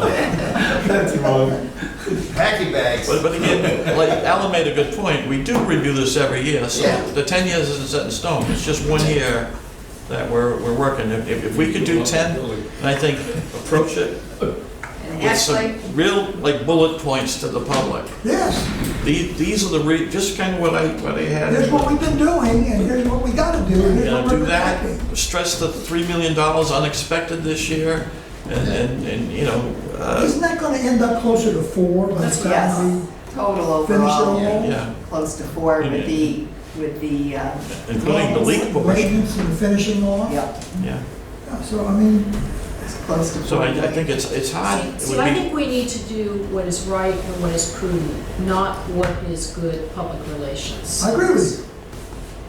I agree, well, And up now's to a the time point, to do it. up to a point. Absolutely. For a variety of reasons. Yeah. Well, just think about Did we this. say we were gonna take this up as one package in January? Yes, the idea is we will have to advertise the hearing, Yeah. and it's generally recommended that we advertise a rate up to a certain amount.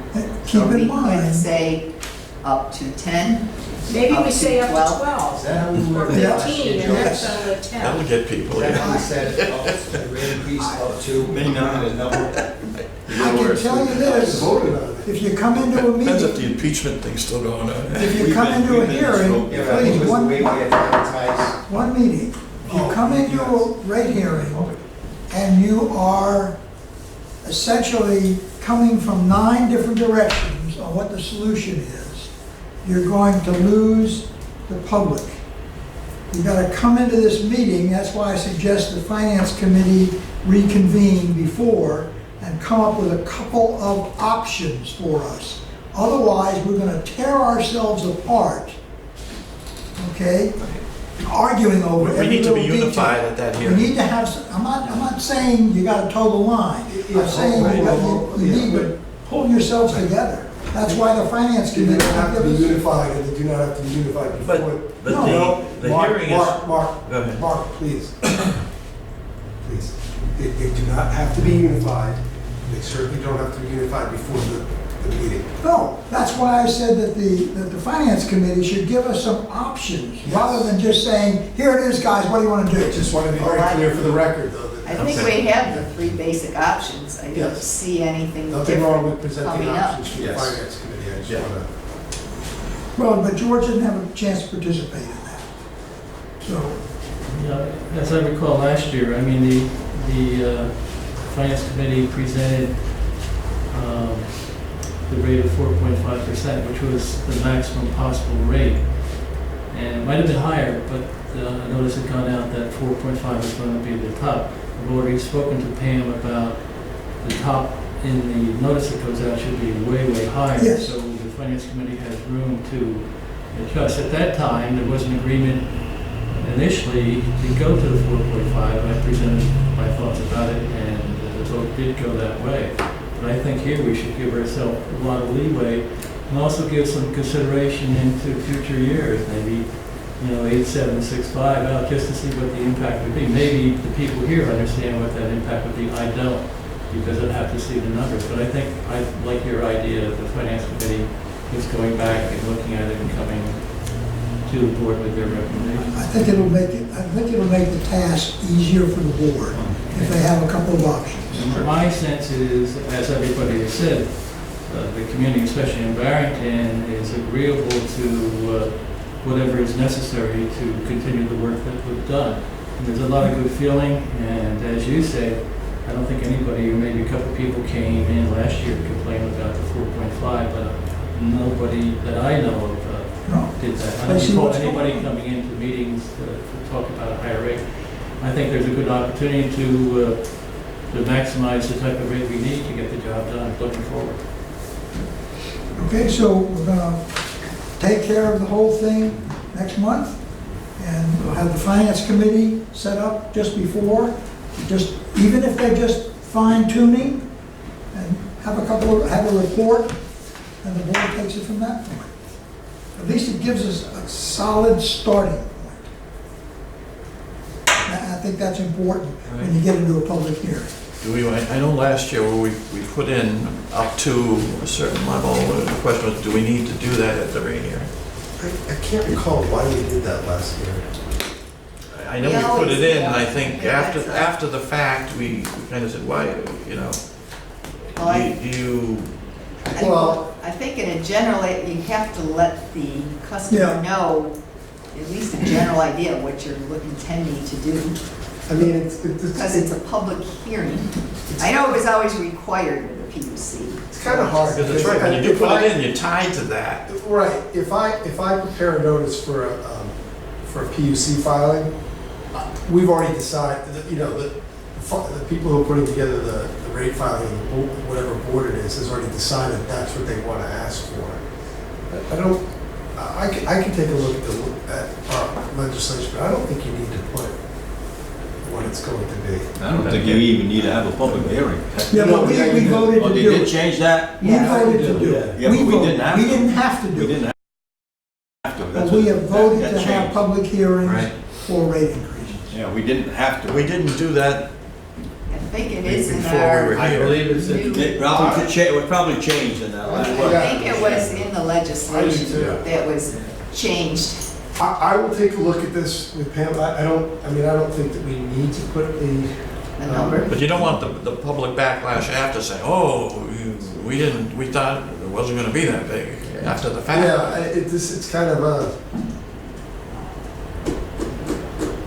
See, we don't really know what you're considering yet. Well, It's kind of hard. should we give you some number, No. you'll check it out, and then if you don't have to do it, you don't, and if you do, here's a number you put in We would there. have the cover sheet, if you speak, or the letter that goes with the agenda that may stipulate up to a certain number.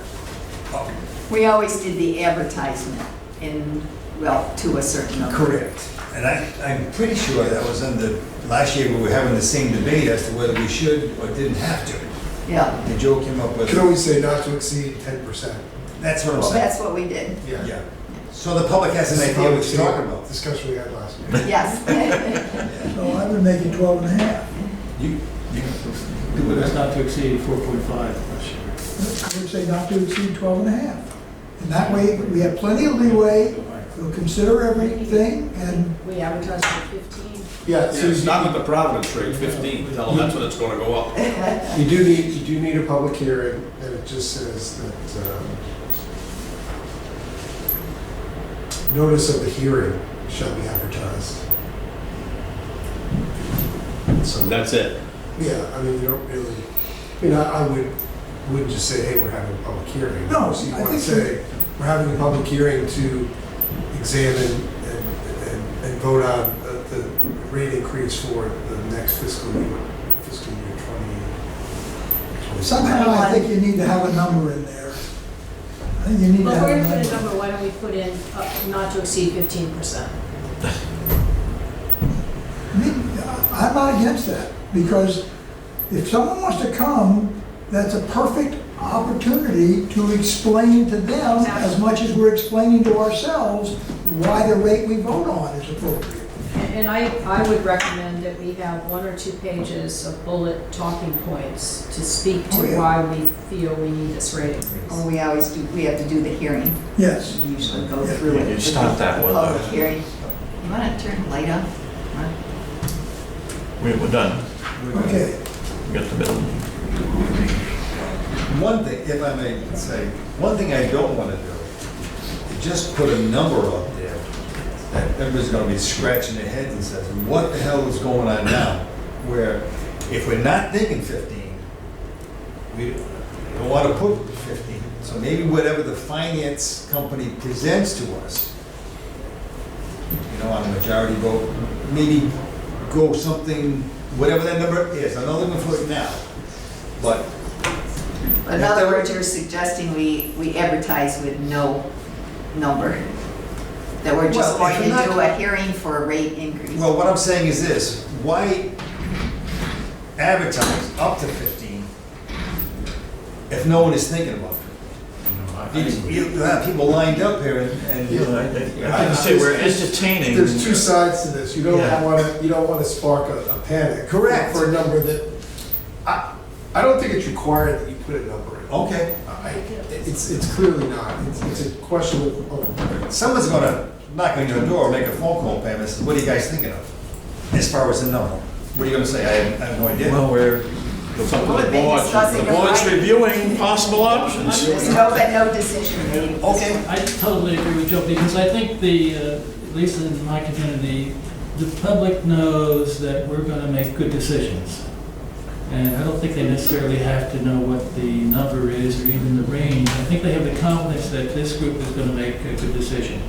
And if we just put it in with no number, then we would have flexibility at the same and time. I just, your discussion, you've really kind of batted around a pretty big range, and I think people have different feelings, so I don't know that I would necessarily put a number in. Yeah. I think once you advertise and say to the public, look, we're having a public hearing on a rate increase, you've given them notice that if they're concerned about a rate increase, they should come to the hearing. I think putting a number in, I understand it in one sense, but And I've also gotten the feedback from the community that they're really thinking and concerned about the future. You know, this secondary source, and at least some of the people I know think there's still a lot of work that has to be done in the infrastructure sooner than later. So I think there's good feeling about getting more work done, and it's just a question of what rate is appropriate. Okay, so at this point, we won't put a number in. The Finance Committee will have a review, so they can give us some guidance at the tail end. And there we go. is the finance committee meeting immediately before the hearing, or? It could be, We probably will, because it's not, if we do it on the, what did we say, Monday? It's the 13th if we, So that's another reason it's hard to put a number in, because you don't even really have a recommendation from the finance committee at that, because that's got to get advertised 10 days in advance. It's my Christmas gift.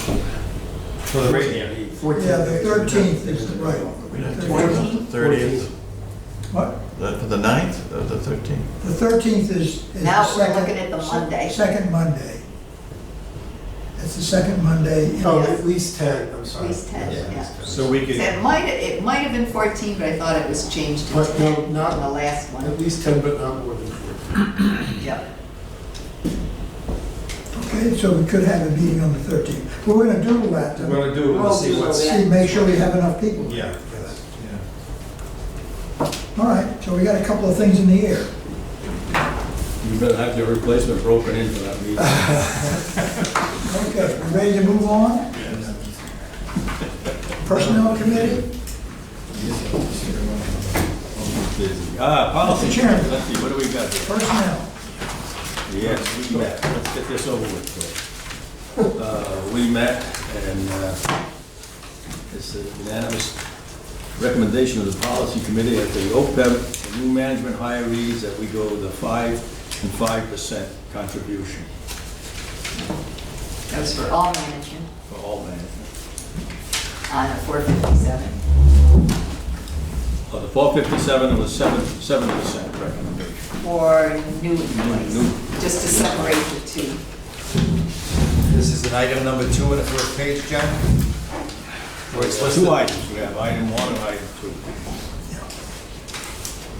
Oh, and our recommendation on the metrics is, Well, let's take the, well, that's what I thought we were First doing, but item. they jumped ahead of me with over the second. I was with take the first item, one First at item. one at a time, let's vote. New management hirees, 5 and 5% recommendation. Excuse me, but for No, the that, new management, Newman is 7 and 5. I'm sorry, I think we need to jump to number 2 first.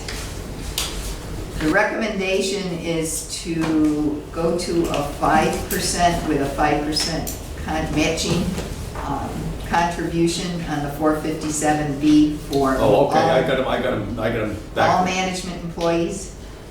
That's right. That's 4 positions.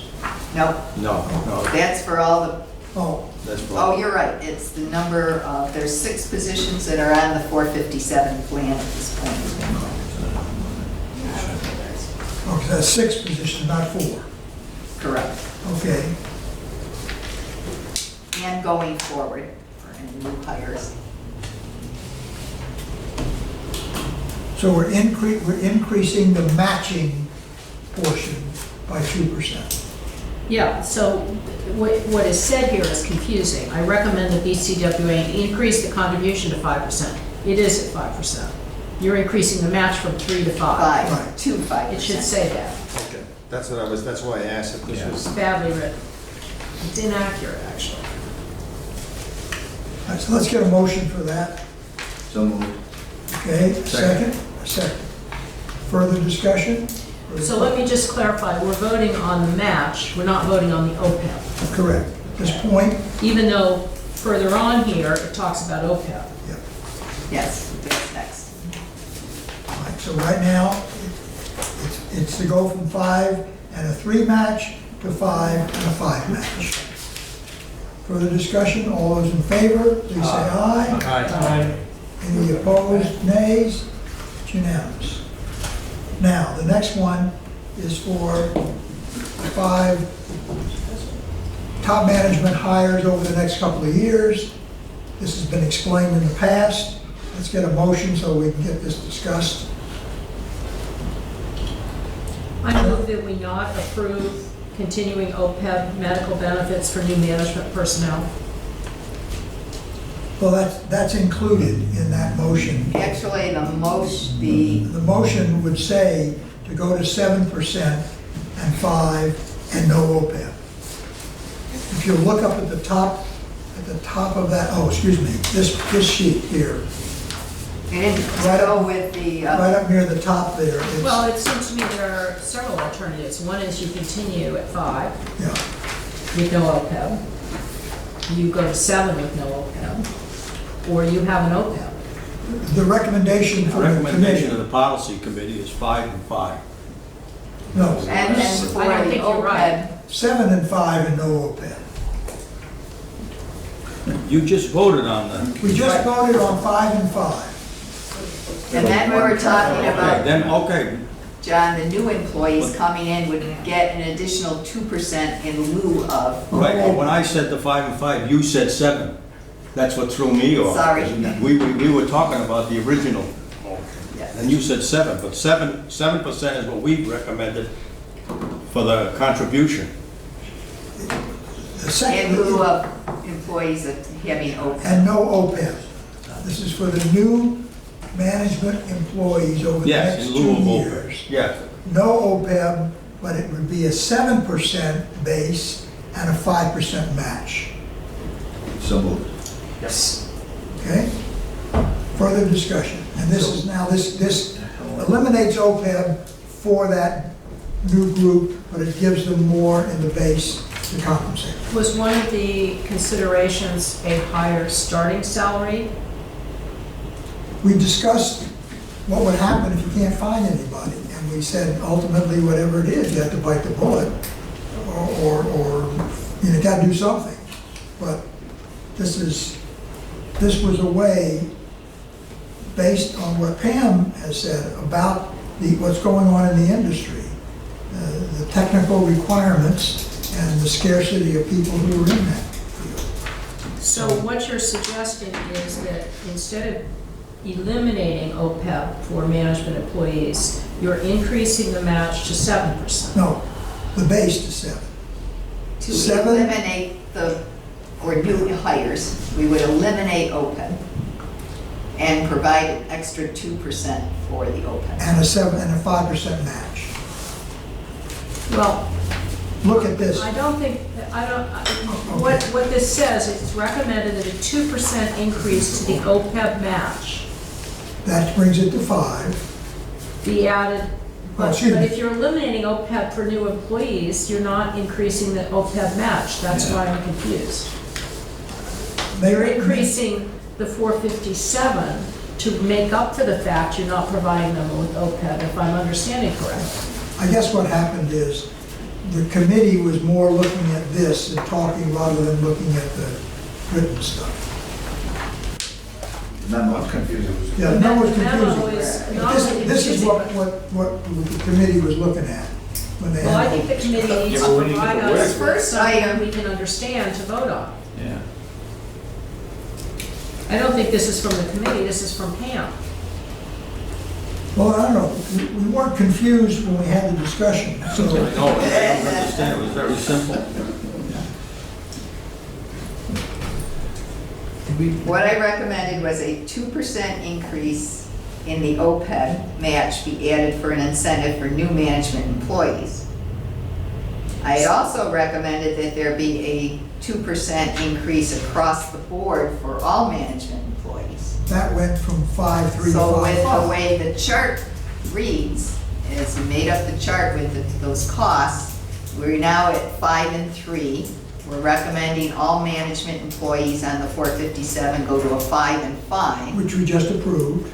And that, then you add an additional 2% for new hires in lieu of OPEB, An additional 2% of what?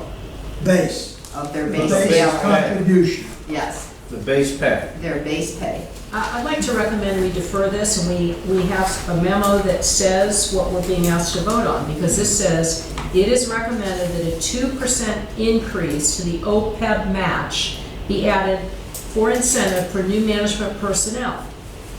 That's not what you're telling me. We need to get more verbiage in there as to exactly what it If means. I'm understanding you, Pam, you're saying add 2% to the 2% base. match for the 457. It has nothing to do with OPEB, and you're discontinuing OPEB for all new hires, management hires. Is that right? Yes. And it would That's not what clarify this the says. 2%. Well, that's what we voted on. That's what we And voted on. discussed. That was our recommendation. If you want to hold it off and do it another time, so be it. But that's, our recommendation is to go with 7% contribution and a 5% match. And no, Am I the only And no person here who OPEB. thinks that this memo says something quite different? it does say something different. But can we make a motion based upon the chart which we This is understand? this is what we were talking about during the meeting. That's, Jumping back and forth between the two commitments. yeah, I think it's more than that. It says very clearly. Well, And it does, nowhere in this memo does it say, we are recommending that there be no OPEB for new management employees. Okay. But we This one said that says- in the motion from the policy committee. That's right, we just said that. In the motion from the policy committee. If you don't want to go with that and you want to have it That's her rewritten, memo. then fine. That's her memo. That's not what the policy committee. Okay. Okay.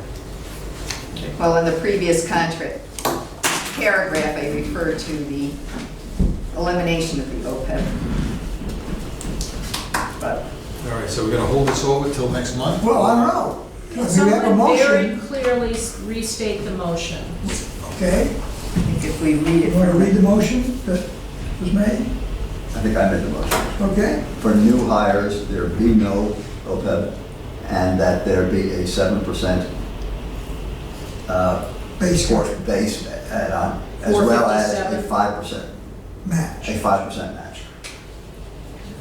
That's what the committee agreed to do, or recommended to do. So, any further questions? We're not arguing the point of whether the memo is confusing. This is what the policy committee decided, personnel committee decided. Ready to vote? Yeah, was there a second? That's what we're talking about. There's a Yes. second. Okay. Further discussion? All those in favor, raise your hand. It is unanimous. Okay.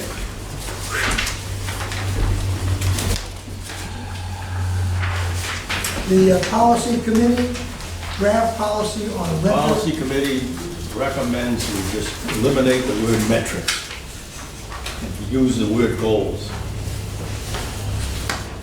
This is a long-standing discussion that we've had when it comes to whether or not metrics should be included in goals that we would have. And there was a study done by taking every one of the reports, every one of the monthly reports that executive director made to us, in which all of that information from the goals was transmitted to us each month. In the case of one of the goals, all those goals were discussed in executive session. And so I had the agendas from every one of the meetings, and if that topic was mentioned in executive session as being covered, that was counted as well. So in each case, all the goals every month were reported upon, what was going on. The recommendation that we would have is that in the monthly reports that Pam makes, that the 4 goals that we ultimately decide upon for the coming year be the first four paragraphs of her monthly report. But that we don't see the need for having metrics attached, because neither will she get a bonus if they're met, nor does she have control over all the aspects that make each of those goals achievable. So, I would add also, you'll get it next month, you're going to get your annual evaluation of the executive director and your recommendation for the goals for the next fiscal year. And in that comment, if you have metrics, stick them in there if you think they're needed. But the committee says we don't think you need to have metrics associated with it, because we don't see any less effort than expended by not having the metrics. I think it's just an unnecessary term. Yeah, well, You know, but that's where we are right now. And you don't have to vote on it, because I'm giving you the opportunity, or you'll be given the opportunity, when we do the next round of goals, if you think it's that important, you put one in. If you vote it, it'll be voted, that's all. But we've studied it, and we have, and you can take a look at the information, if you'd like, that we've gathered on this, and the analysis that we did. Any questions? Okay. So the draft policy now on the renter-owner agreement? Yes, Bob, Tom, and I met yesterday with Pam and Ken and Mark.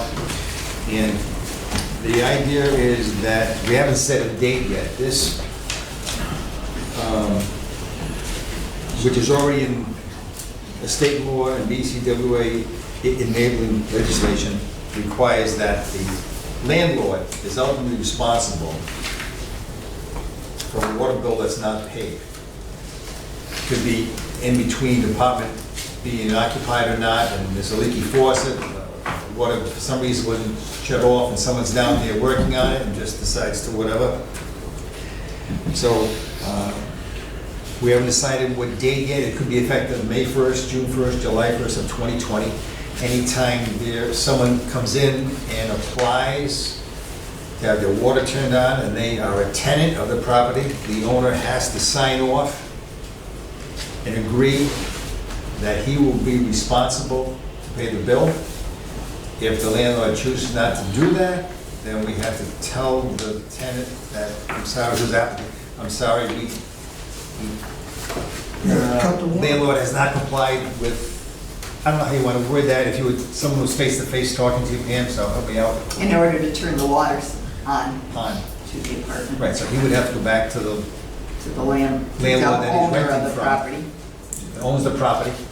Did we require that the landlord sign it each time there's a change in tenancy, or that there be a landlord agreement On file. on file? That strikes me as being Yeah. more practical. Yeah. Because we could take a reading remotely, not turn it off, and he rents the apartment immediately or a month later, whatever water use, he picks up the difference. You don't want to drag them in each time. Right, No. right. I think we also we would have the ability, should that property change hands, and a new landlord is in there 6 months and the tenants remain the same, at least at some time in the future, first floor tenant moves out, we know who the landlord is that we need to contact, the property owner, to get his or her signature on that agreement, correct? Yes.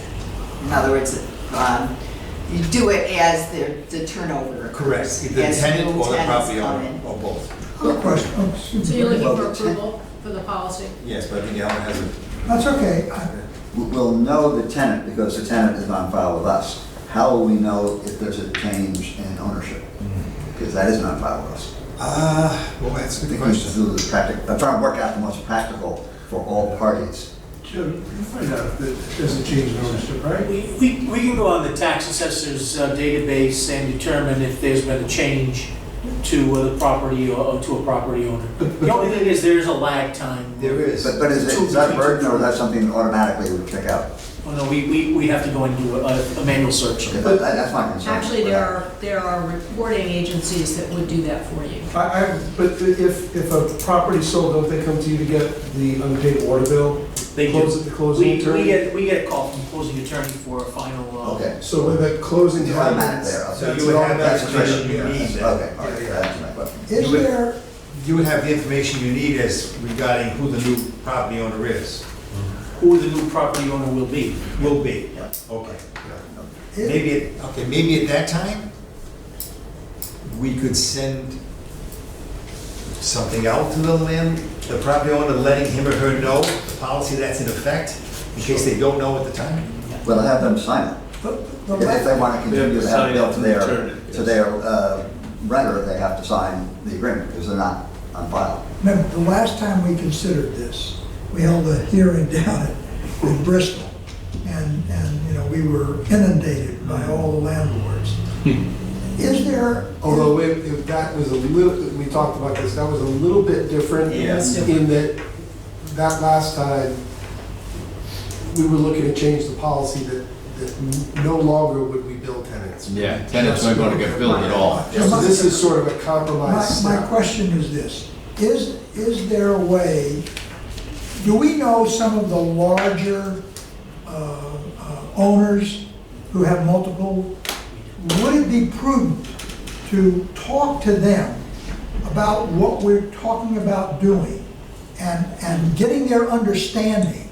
So then, when it's passed, when we agree to it, we can say this has been reviewed with major. No. No, you can't say that? Well, I'm just, Wait, no, can I, wait. You're blaming someone You set- else. You set policy, yeah. I understand that. not the other way around. I'm looking at it from a public information program. And I'm saying, if you talk to the major people in this and they understand it and they agree with it, a lot of people, like a lot of stuff, you know, it comes up and anything at all looks like a slippery slope, What if okay, they- NRA. Let me say this, what if you talk to 2 or 3 and they don't increase it? Well, then you still decide whether you want to do it or not. Aren't the landlords already? I don't agree on that. No, the first thing they'll do is hire a lawyer. So we talked about this, but, so the Bristol County Water Authority is the only water authority that bills tenants. Other utilities just bill the owner. Right. Because under state law, there's an automatic lien for unpaid water bills, which is why when there's a closing, they will call, because like the municipal taxes, you want to make sure that anything that was incurred by the previous owner is cleared before you transfer a title. Bristol County Water Authority, however, allows tenants to put accounts in their name.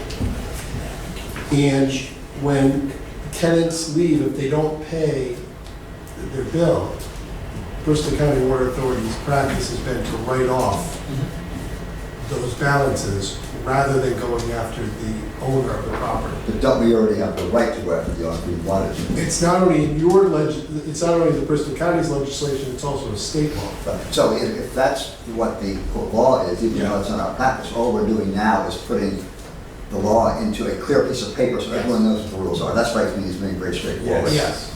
And therefore, we don't need the input from the landlords because it's already what the rule is.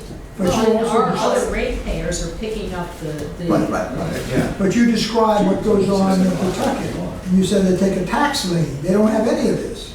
They just. No, that's just for collecting. That's Okay. just to collect. So I was just giving the example that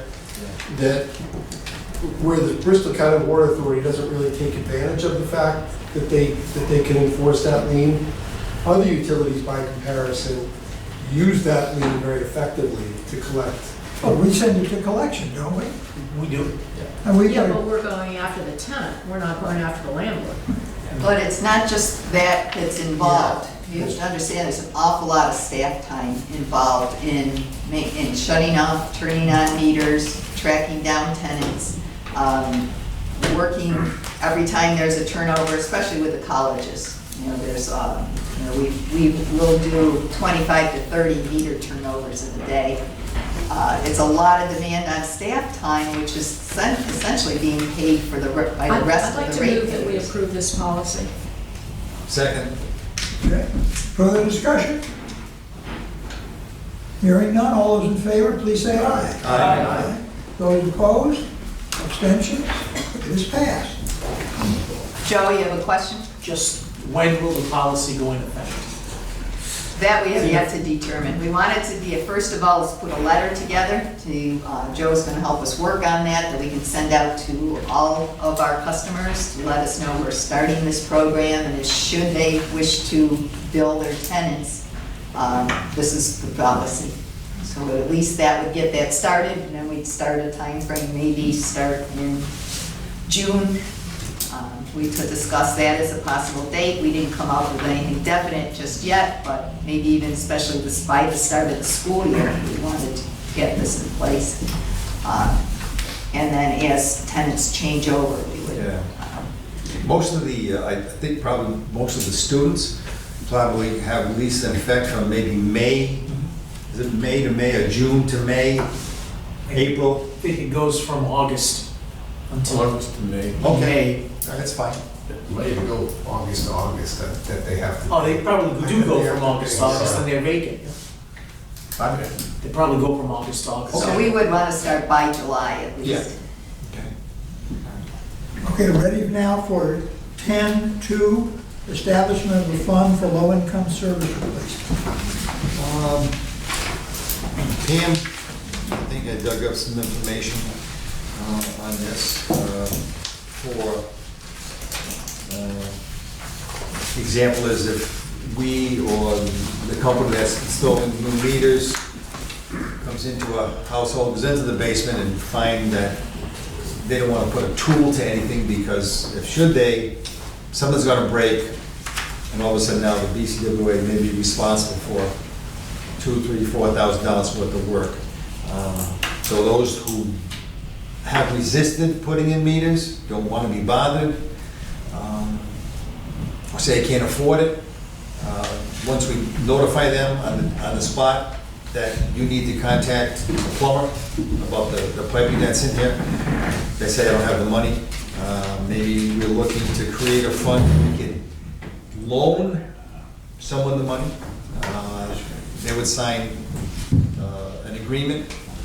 There would be a lien placed on their property automatically, and have them make either monthly payments, quarterly payments over a designated period of time. So we're looking to start off with $25,000 in a designated account from, per month. That may satisfy 8 to 10 people, but maybe, and as time goes on, maybe increase the fund if it's gonna help the ratepayers have a better system, have a new meter put in, and not worry about the piping. So you're saying we have 100 problem accounts. Is a problem account somebody who doesn't want to have their meter replaced? Well, they're actually inaccessible accounts at this point, but there's for a variety of reasons. You're guessing 25% are low income? Say if 25% were low income, how many might take advantage of this program? In my experience, we had a program like this similar in New York State. Very few actually took advantage of it because they don't want to put a lien on their house. But it does eliminate the issue as far as if they can't afford it. And we worded, and the policy now is we can turn off your water. To avoid a water turnoff, it gives them the option of us forwarding the money to a contractor that could actually do the work, and then they can pay for it over time. These are not people who don't want it because of the radioactive No. aspect. This It's would simply be low, people can't afford it. that their service line is in poor condition. Has anybody expressed that specifically, that led you to, Yes. okay, that's, okay, all right, good. So it's humanitarian. And we know there are some PR. cases that, people are in circumstances they really No, can't I afford it. mean, I can, You I have to can work understand on it. that. You've got an elderly couple or one person living in a house that they've lived in forever. They barely can pay the taxes, and the last thing they want to do is fork over $2,000 or $3,000 or $4,000 for work that they think we should be responsible for because. Do you need a motion on this? Yes. Move to approve a fund of up to $25,000 to provide help for low-income people to replace their meters that would result in a lien on the property to ensure we get repaid. Second? Sure, good. A little text, but I mean, would it make sense just to buy these people the insurance policy to have it work done? But that only covers a break. Yeah, and you can't know about it ahead of time. Any insurance policy. I could say. George, don't try it. You would think. George has been going selling. Insurance coverage won't even cover what you didn't know about. Yeah. Is it possible there's any kind of state help that would help those people for that? No, we checked with the infrastructure bank, and the infrastructure bank will provide a loan to us, which we would then still administer to our individual customers and have to collect the funds and then pay it back to the infrastructure bank. So it actually cost us more money Yeah, we don't want to do that. to do that. And I had all 3 town administrators meet with the infrastructure bank on the same issue, especially for possibly providing main extensions to areas where it might have bad wells. They were interested, but they didn't really follow up on it because it meant the towns would have to do all the administration. Yeah. So it's, so no, there is no money. I just have one question. Let me ask you a question. For Mark, if you have a 25K line item and you disperse some of the money, the repayment of it would go back into that line item? Yes. How do you, We would, are they gonna have we it? discussed this yesterday, and we would probably segregate part of our reserves into a pool of $25,000. Yeah. Okay, just like this, the segregation, and when we lend it out, it would come out of that. Okay, produce a note for 2, 3, 4 years, or whatever it is. Joe would write up either a loan agreement or however, tied into something that we would do a lien, and our system, not our billing system, but our financial system can produce a monthly bill that would go up with a statement that But they wouldn't have to pay, give you 2 checks to pay their bill each month, or whatever It they're would be reimbursing. separate from the utility. But if they're reimbursing you, it would be easier. Our billing software would, I don't think would handle a monthly billing for, and tracking the balance and everything, but it's a simple thing, Okay. to send out an invoice. But it would almost be self-sustaining, possibly. Right, you. Well, it's a the system would revolving automatically fund. produce an invoice Yeah, but you'd get it and a back. statement, it would know that they paid it, Yeah, and then it would flag if they were 30 days behind or something. okay. Okay. Now, I have a question, which Pam just hit on, and that is, we spoke of it yesterday as being a revolving fund, but we're talking about it being monies needed to put in the new meter, which is a one-time thing. And so is it really a revolving? What would happen in the future that would cause someone to draw on this?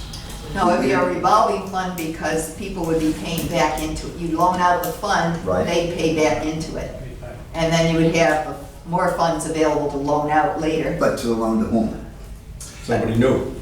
Essentially, We've already people, fixed all the meters. The next person, they can't afford to put, if their line breaks coming from the. We'll say- from the Okay, grid. but then we're broadening it to anyone that's in part of need this. with a, with a poor plumbing situation.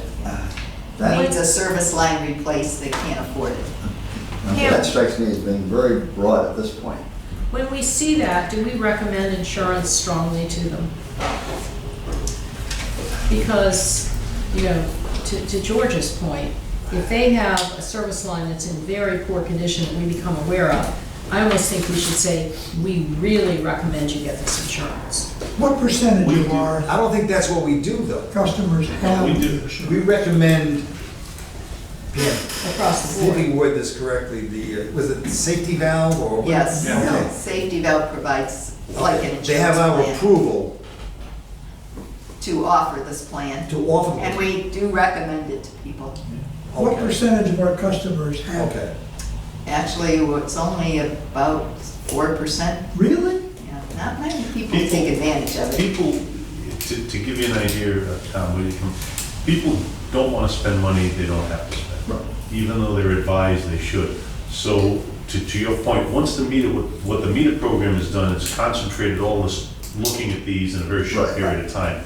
But there will be going forward, we've always had experience with people that during the heating season, they have a service line that ruptures. Our choice, we go out and there's ice on the side, we have to turn it off, but now we're turning the heat off. And you not be surprised with a reasonable number of people who have either tapped out their mortgage, their home equity, they don't have a resource there, and they don't have the wherewithal to be able to fix it. And the social program, some of the social programs within the towns aren't sufficient enough to cover that. You can get some small amounts of money, but not enough money to replace the service. All right, so yesterday, and the way the first paragraph in Pam's memo reads, was directed toward meter replacement. What we're talking about really is an emergency fund for people in a low-income situation who need money to make a necessary upgrade, whether because of the meter change or something in the future. No, That isn't what we. no, that's not what we're talking about. Well, that's, Because it's a revolving fund, and once all the meters are in, then we could redirect it, but we haven't done that. no, all the meters are going in now. Correct. And But they're not therefore- all in yet. No, but it's going to be, the money's going to be coming back over 5 years. We're not going to wait 5 years to replace the meters. No, they're gonna do, it only will cover 8 people. Right. I know what you're saying. It's, I- we have two different ideas. and- We only discussed doing this within the context of the meter. Meter program. Right, one time, I suppose once we're done with that meter It's replacement done. program, We could you can decide come if back we to want the to move board it forward. and see if it, I think the term revolving fund is sort of derailing it. But I think that for now, it's in conjunction with this meter replacement That's fine. program. Once that's over, we can certainly revisit whether or not that should go forward. well, one thought that I have is, to your point, let's say all the meters are in, and the day after all the meters are in, there's a service call, and someone goes out there, they called up Ken and said, listen, I'm gonna send you a picture. We can't touch this. I shouldn't touch it. Well, otherwise, we'll have a situation, I think we did in someone in Bristol. The gob shop. No, Okay. no, No, no, because no, they no. would not qualify. So in Oh. order to tap into this fund, you're gonna have to have a low-income certificate That's what I'm saying. from National Grid. Right. That's how they're gonna qualify. Yes. Okay? So if you went to the spot and said, we really can't touch you, you need to get a pump, I can't afford a pump, I'm on fixed income, whatever it is there any other way? Would that be a time where Right. you could say, well, you know, So we're forced with a choice. If a service line ruptures, there's water blowing out of the ground. Yep. So we either tell the people, you've got to get it fixed, and we don't have any money. Well, we have to ship, we had one right over here on Market Street. It's a public safety issue, because now we have ice on the road. Yeah. So we have to turn it off. And now we're turning off the heat to the house when we do that. And when somebody says, it doesn't matter if you turn it off today or next week, I'm not gonna have any more money next week. So this would allow a resource to say, here, if that's really the case, and you truly qualify, then the mechanism is here that contracting, get in here the next day or two and fix it. would that make sense? I have no Yeah, problem no, with that, it's simply how the resolution But reads. that doesn't make sense either. How is someone gonna how are you gonna get a loan within 2 days? Well, that's, so we're 2 or 3 days. But from our standpoint, if the person has the documentation and we're open, I don't know how long it would take to process, for them to get a contractor in to get a price on it. Well, you gotta decide then, is this a program limited to the meter replacement program, or is this an open-ended? It was just the meter replacement program that Let's we go with voted one. on. I just want to mention that. for now. And if we want to think about the other, we have to think carefully, how does it work, because. Yeah, good point. Because regardless if there was a, what Ken's talking about, or we look in the store a meter, the process for that person to get the money, satisfied, is gonna be the same. I agree, except for the fact that right now, as we're setting this up, it's not gonna be an emergency situation, most likely. It's gonna be, somebody goes out to replace the meter, looks at the service is no good, does that person qualify? Now that person can come in. The other situation you're talking about is sort of an open-ended, truly a revolving fund, where in an emergency situation, somebody can come in. I don't think, that's just not what we talked about yesterday. No, true, okay. I'll put you in the operations side when we're out in the field. So we have a program for the meter change, which I agree with, which is good. But at the same time, the same day, we have somebody that has a line failed that already had their meter changed, and they don't have the resources to repair it. And we're calling, we're gonna give you money to change it if you did your meter, but we don't have the resources to give you to fix it, so we're gonna turn your water off. That's a separate issue. I don't care, you can do either one. You should be clear on the record as to what it is you're approving. Right, right. Okay. But right now, the motion is dealing with the meter installation. Correct. We have a motion and a second. Right. Further discussion. All those in favor, please say aye. Aye. Those opposed, nays. No abstentions. It's approved. And I guess, a word to the wise, staff should probably think about coming up with some appropriate language for an emergency fund of some sort. That makes sense, because it's a humanitarian issue, and this water is a critical item.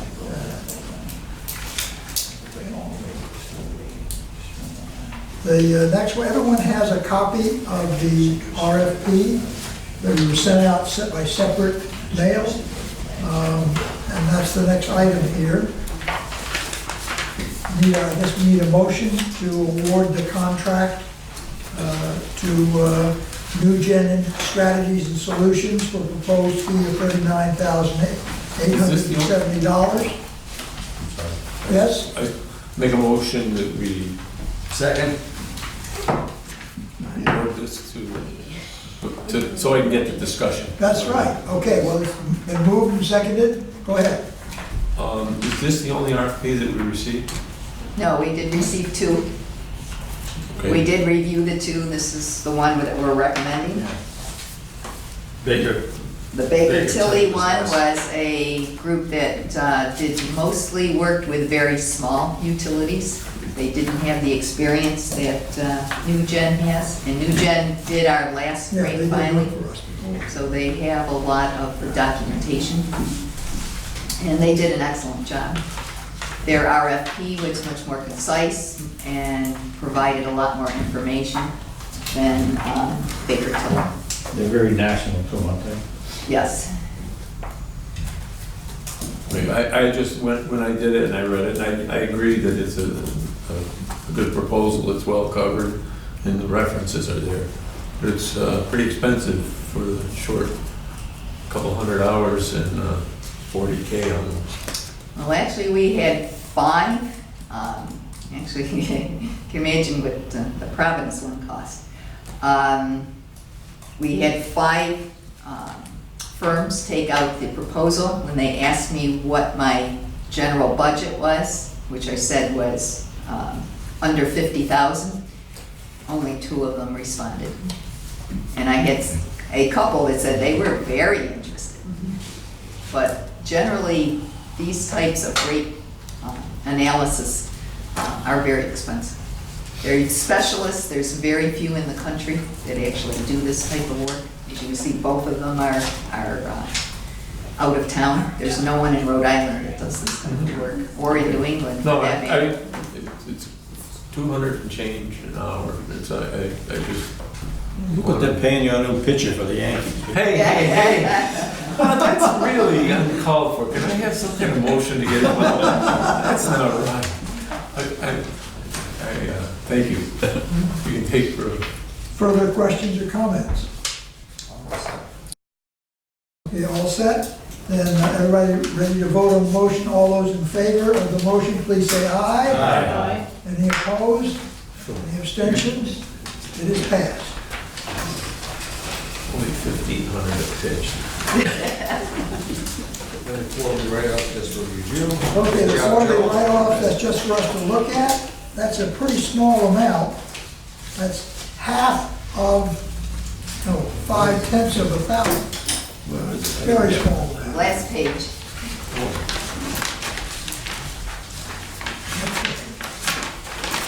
All right, now we've got executive session to go into, and then apparently after that, we come back out and deal with things. What are you gonna do, sir? What are we eliminating? You are not going into executive session for the front or claim. You're doing all the rest, but not. Or the mobile golf course. So, Or mobile golf. so course, sorry. item I and I4 are not gonna be considered in executive session. That's correct. The first. All right? So I'll take a motion to go into executive session under, okay, the approving minutes and RGL 42465A2, North Farm 42465A2, and 5A7, that's paving. 42465A5, that's a property lease disposition. 42465A5, village green easement acquisition. 42465A2, resolution of accounts on private property. We will return from executive session to deal with some of these issues in open session. All those in favor, please raise your hand. It is, and time is 7:03.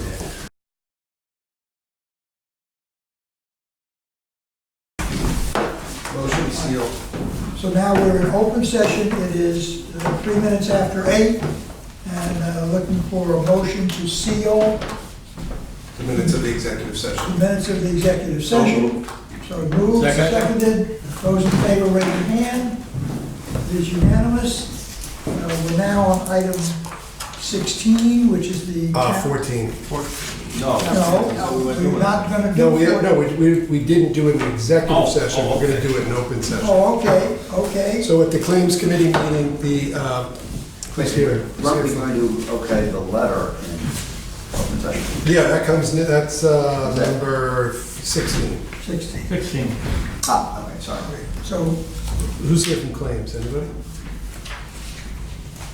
I wasn't at the meeting, so. Yeah, Ray was. Oh, right. So at the claim, you want to say the Claims Committee, The Claims Committee decided to reject the request for the, That was the 12-year-old. Yes. 12-year, yes. One of the reasons was because it was so old, it wasn't very good information, and they couldn't really be clear as to what they were asking for. And it's beyond the statute of limitations. What is it we're talking about now? So Provport, if you remember, when we had to go do the, when the pipe broke, we met with them, and there were two claims, if you will, that they made. One was, they asked us to pay for the property we were occupying while we were doing the work. They also presented us with a claim from 2007 for a pipe leak that had occurred at their property that they claimed we were responsible for. But it's beyond the statute of limitations. It's so old, there's no way to really say that we caused that. And so when the claims committee looked at it, You're gonna send a letter to and them? I'll send a letter to them telling them that, frankly, we appreciate them, their cooperation with us, but because it's beyond the statute of limitations, because the board can't really evaluate it, and because you have a responsibility to your ratepayers that you have to respectfully decline. So we need a motion to decline the Claim. to decline the claim. Yes. Don't move. Second. Okay, further discussion? All those in favor, please say aye. Aye. It is done. The next one you can table because it was not discussed in executive session. It's not going to be presented to you at this meeting. It's my understanding that you're still working with them, correct? Yes. Okay, we need to formally vote to table or just pass over? I would vote to There's table. always a Okay. motion, there's usually Yeah, a motion. motion to table. Motion to table. table item number 16, Is or it 15. 15. I second. 15, second, there's no discussion on the motion to table. All those in favor, please say aye. Aye. It is tabled. Town of Bristol paving ordinance, I would just ask that you vote to authorize me to send a letter to the town of Bristol that you've had the chance to review with the corrections that we've discussed, and that Alan sign that letter and send it to the town of Bristol. So moved. Second. Further discussion? Hearing none, all, Is yes? it just going to the council, or is the administrator gonna get one along with the DPW director? We can CC it to everyone if you want. I think. The town manager and DPW director. Yes. Town administrator. Town administrator. Yes. All those in favor of the motion, please say aye. Aye. It is unanimous. The number 17, the Village Green easement. I would just ask that you vote to authorize me to begin condemnation proceedings for a easement on the Village Green property for the East Providence Emergency Connection Pipeline. So moved. So moved. Second. Second. Further discussion? Hearing none, all those in favor, please say aye. Aye. It is unanimous. And 18, you can table. Motion to table item 18. Second. Those in favor, please say aye. Aye. It is unanimously tabled. There was no board correspondence, I don't believe. And now the next scheduled meeting is January 23rd, but I thought we were going to have a doodle to find out The 13th. if we have one on the 13th.